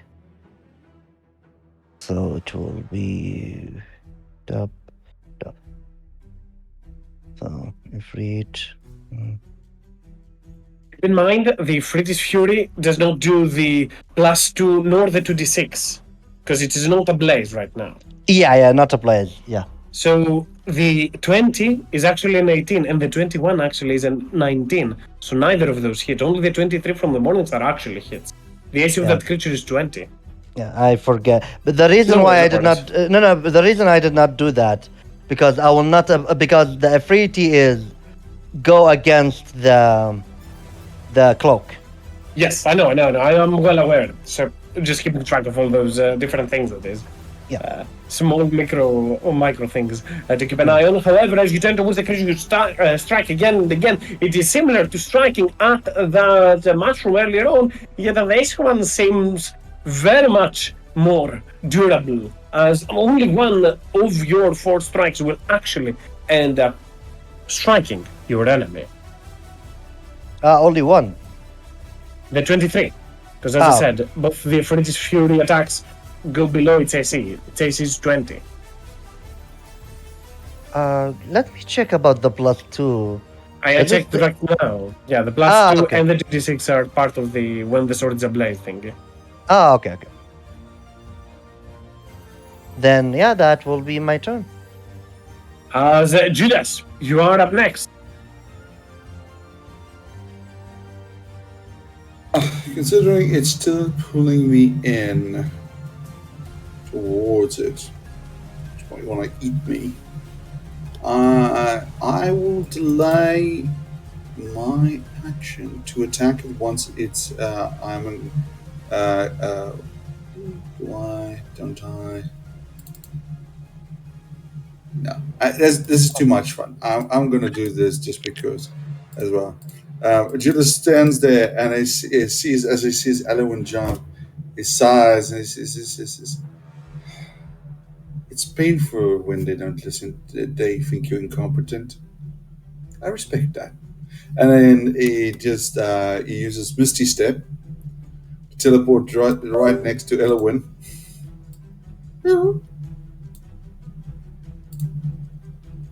Misty Step. And I shall attack it twice.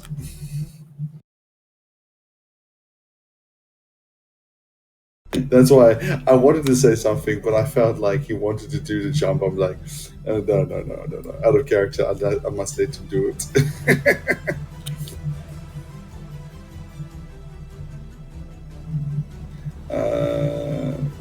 All good? Attack? Yeah. Just curious. He's attacked it as well, hasn't he? Elwin has, but can you get onto the other side to make attacks? I can Misty Step. Can I Misty Step like to just to the other side? I mean, I've got a spider You'll wall, fall, I think. I've got a spider wall. Oh, yeah, but you will get onto the very below it, okay, that's what I wanted to know. I'll be on the spot. Okay, that's not a problem. I'll just teleport next to and I'll just go recklessly. I want advantage. Just go reckless. Good day, my friend.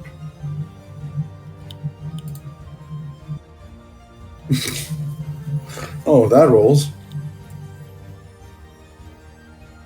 Hey, second one. It's much better.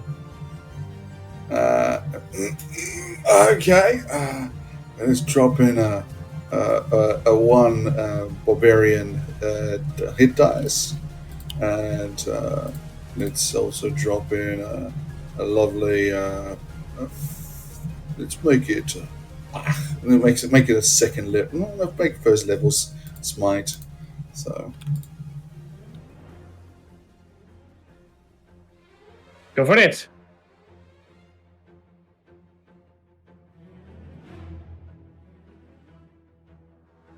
So what's smite again? What should be that bad rolls? Second level smite is 3d8, so 6d8. Okay. Okay, that's good as well.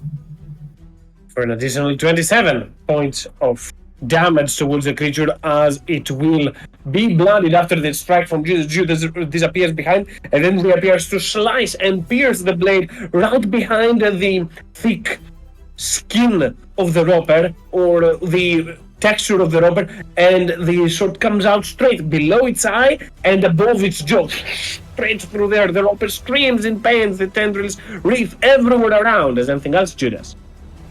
No, I think that's it. Radiant damage. Yep. All good.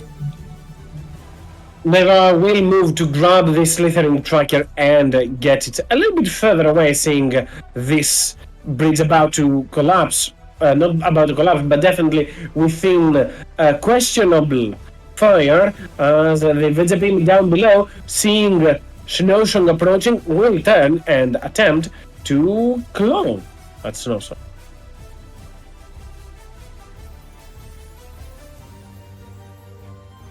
To no avail, however, as right after that, the roper, as it stands towards there, will hurl its tendrils everywhere it can, and that includes both Snowsong and Goel. So one attack towards Snowsong. Does 17 hit Snowsong? It does not. By the way, I forgot to. Okay, I forgot to level up Snowsong. No worries, It's if- level and ranger. No worries, feel free to do so in the meanwhile, as another one of the tendrils go towards Goel. Goel, you reckless, right? On your turn? I think you did. No. You didn't. Okay, so it's normal at Goel. I think that still hits you, though.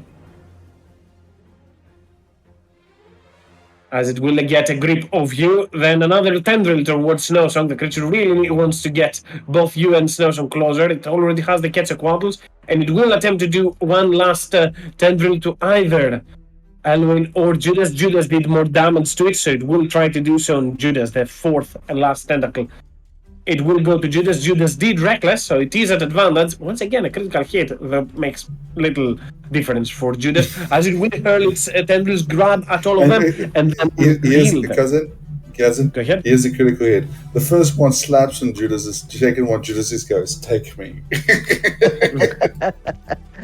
Pulls Snowsong 25 feet, pulls Goel 25 feet, pulls the Quetzalcoatlus right below it, as Goel is technically now lower than the Quetzalcoatlus, because the Quetzalcoatlus were just below. Oh, wait. Yeah, no, you're on the same level as the Quetzalcoatlus. Goel, as the roper, pulls all of them, and then will take a massive bite on the creature that looks the yummiest. That always, obviously, being the Quetzalcoatlus. It hits.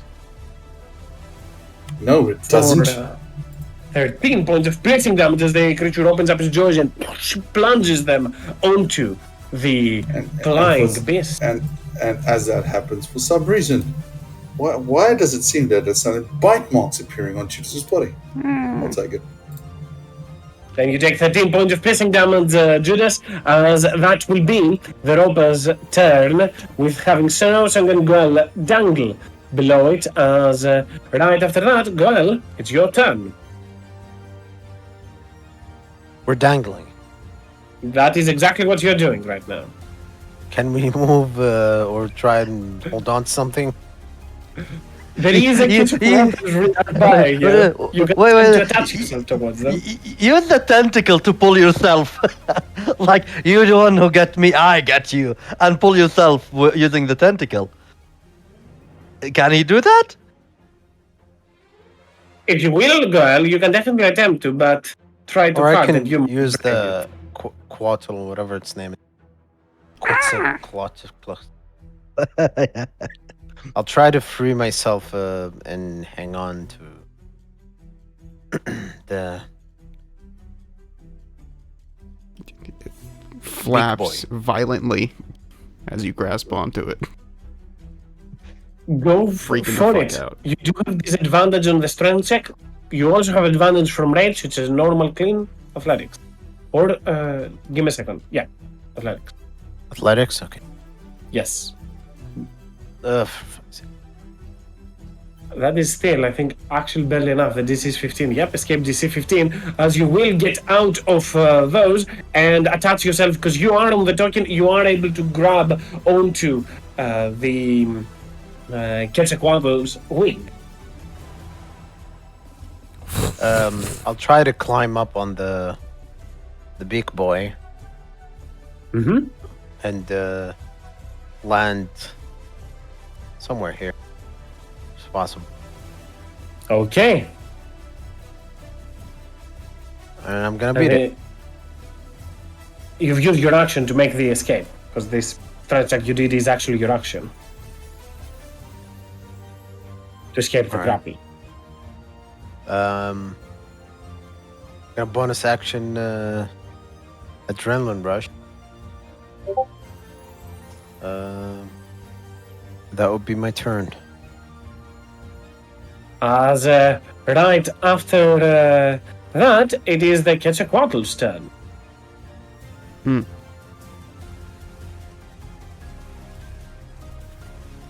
I'm very panicked right now. Am I within pecking distance of the thing yet, or no? I think it's no. I mean, it Yeah. bit you. Because it did beat you as well. Oh yeah, it did bite me. I think it's Snow Song's turn. Oh yeah. Oh, yeah. Yes, no song. Snowsong. Have Snowsong turn first. Yeah. He's gonna try to escape as well, and fall to his death. Actually, God. if Snowsong escapes, they fall to their death because they are not on the Quetzalcoatl's token. You were.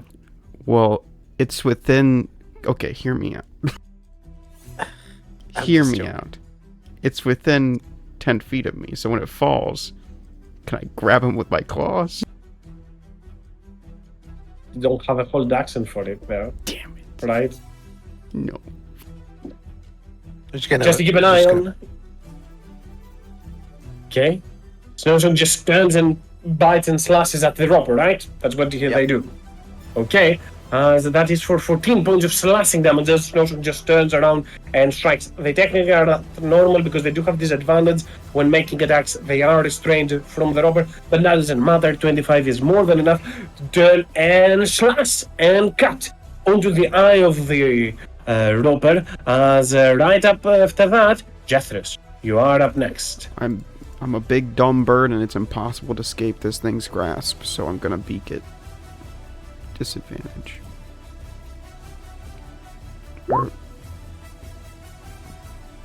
Does it have blind sight, or do I technically have flanking? There's no enemy on the other side of it to get flanking.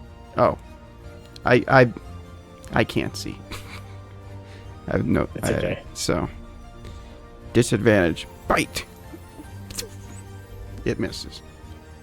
You try to peck at the creature, but once again, as it has rolled upon both of your wings in this very uncomfortable position as you are, you try to peck at it, but the attack only strikes onto the base, on the footing of the roper. Anything else, Jethro? Nope, that's me. As right after that, Regulus, you are up next. Regulus is gonna go, "Oh, okay, better try and help people." So I'm going to use two sorcery points to quicken a cantrip. I'm gonna quicken a firebolt at the roper. Do I Go know for if it. ropers are resistant to that sort of thing? No, maybe. I do not think so. Okay. 30. Flames rip onto your hand, Regulus, as you turn and quicken hurl a quick burst of fire onto the roper that will Oh, fuck. Extend. As you I burst it can't. onto the hand, it releases everything it is holding. I can't. No. I can't do what I'm actually gonna do. Literally. My plan was to use a different. Like, I was gonna use an action to cast a spell, but I realized that the spell I needed to get is from one of my staffs, which I need to use a bonus action to get out. So I won't do that. I was going to interrupt you before you decided to drop everything out of the sky, but I'm not going to kill it. Okay. I'm going to, instead, I will draw a staff from my bag of tricks, or the sheath. I will draw the staff of defense. Okay. I will hold a spell. Polymorph is only going to last. Well, I guess it'll last however long it needs to last. I will hold a spell. Also using.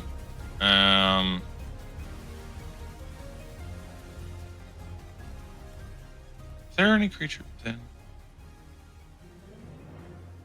Is Elwyn wearing that stinky armor? He is, right? Yes.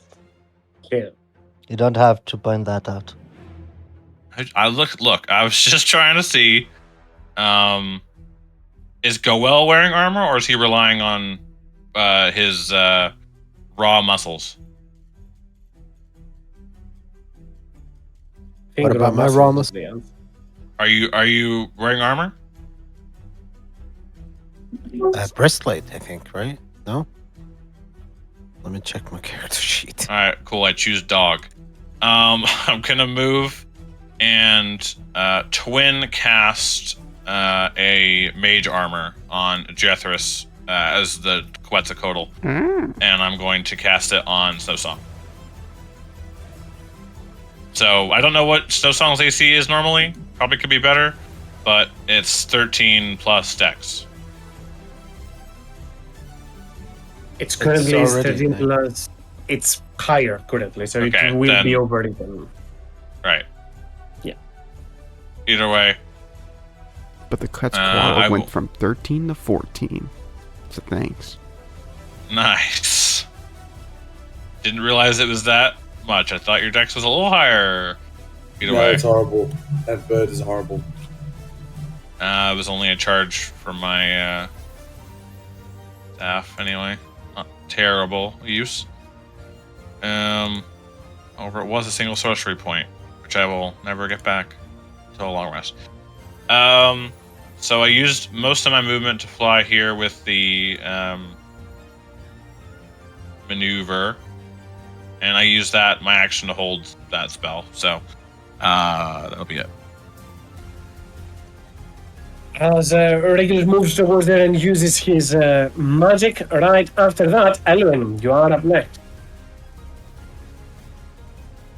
Yeah, I'm gonna attack it. Bonus action. I don't know, like focusing in a fight. How far is Snows? Do I see Snowsong? You see him right onto the other side of the rope. Okay.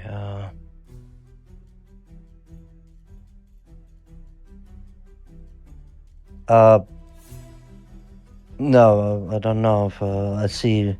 Is the roper blooded? Yes, Okay, so I will covered jump. by your health bar. I wasn't able Oh, to I see the didn't- blooded icon as well. Can I go like that? Over to there. There's a lot of things on the ground. Give me just a second. Yeah, there's enough space for you to be there. Yeah. That's okay with me. Is he in my reach? So he's in your reach. I will grab his paws and say, "Long live the king," and I will pull him up. I don't know if anyone noticed that. I will pull Snowsong.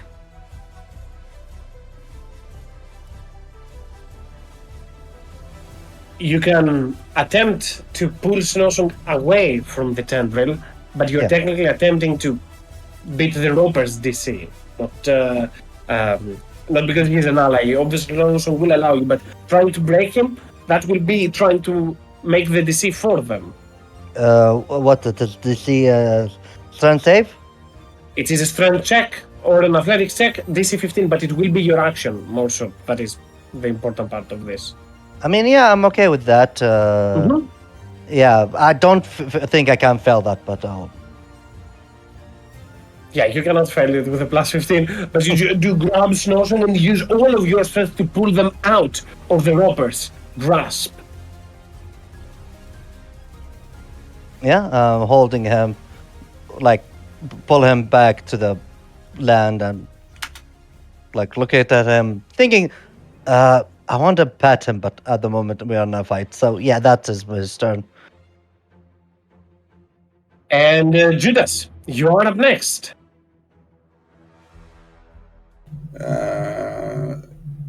So Roper's not dead yet.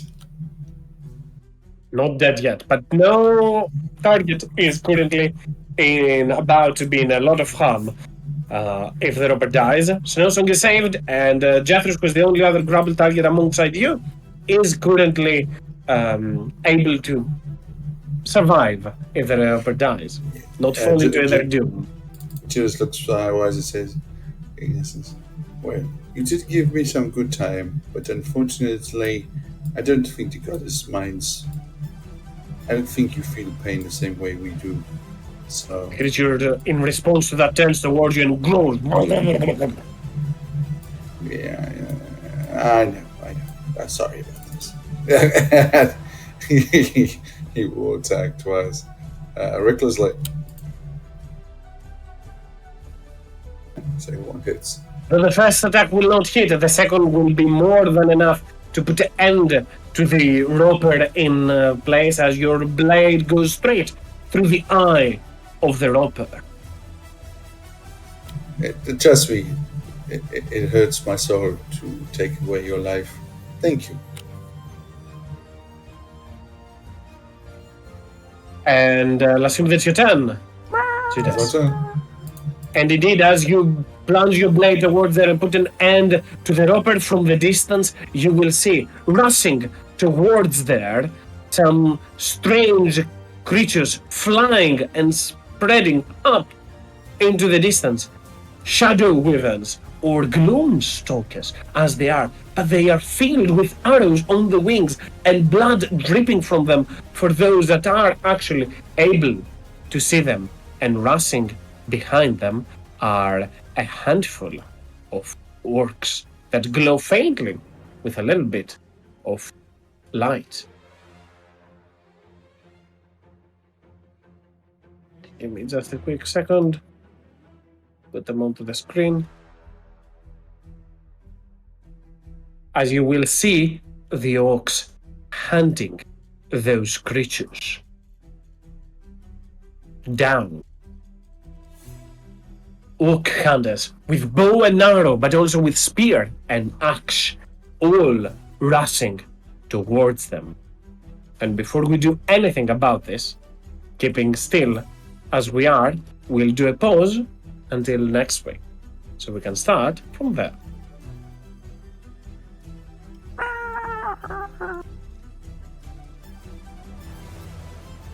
That I mean, kind of strange that we're looking for a captured orc, but these seem free one. If you remember, Yeah, the they orc said- did say that half of them have freed themselves, the other half remain captive. Ah, okay. So these are the But free alas, ones. we see some of the free ones. Let's see what lurks Well, after that. I have a bad feeling that Uhal's genealogy has a lot of demons in it. No.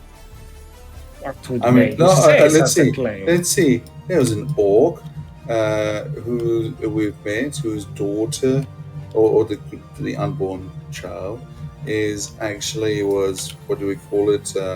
Was like had demon blood in her, and now we've seen an orc who is like, ah, look, I've got a flaming fist. I mean, we saw Gaul literally Turn human red, with yes.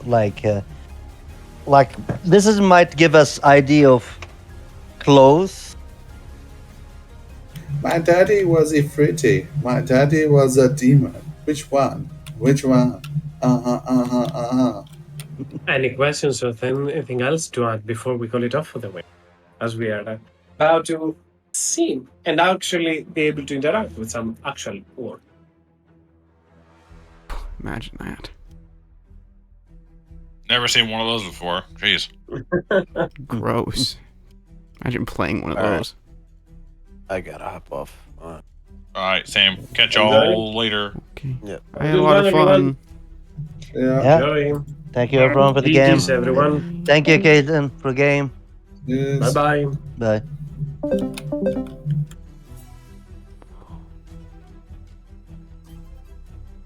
Time shit.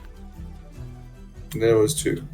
Yeah, definitely some. I have a bad feeling that we've got demon orcs on our hands. That were Freety orcs.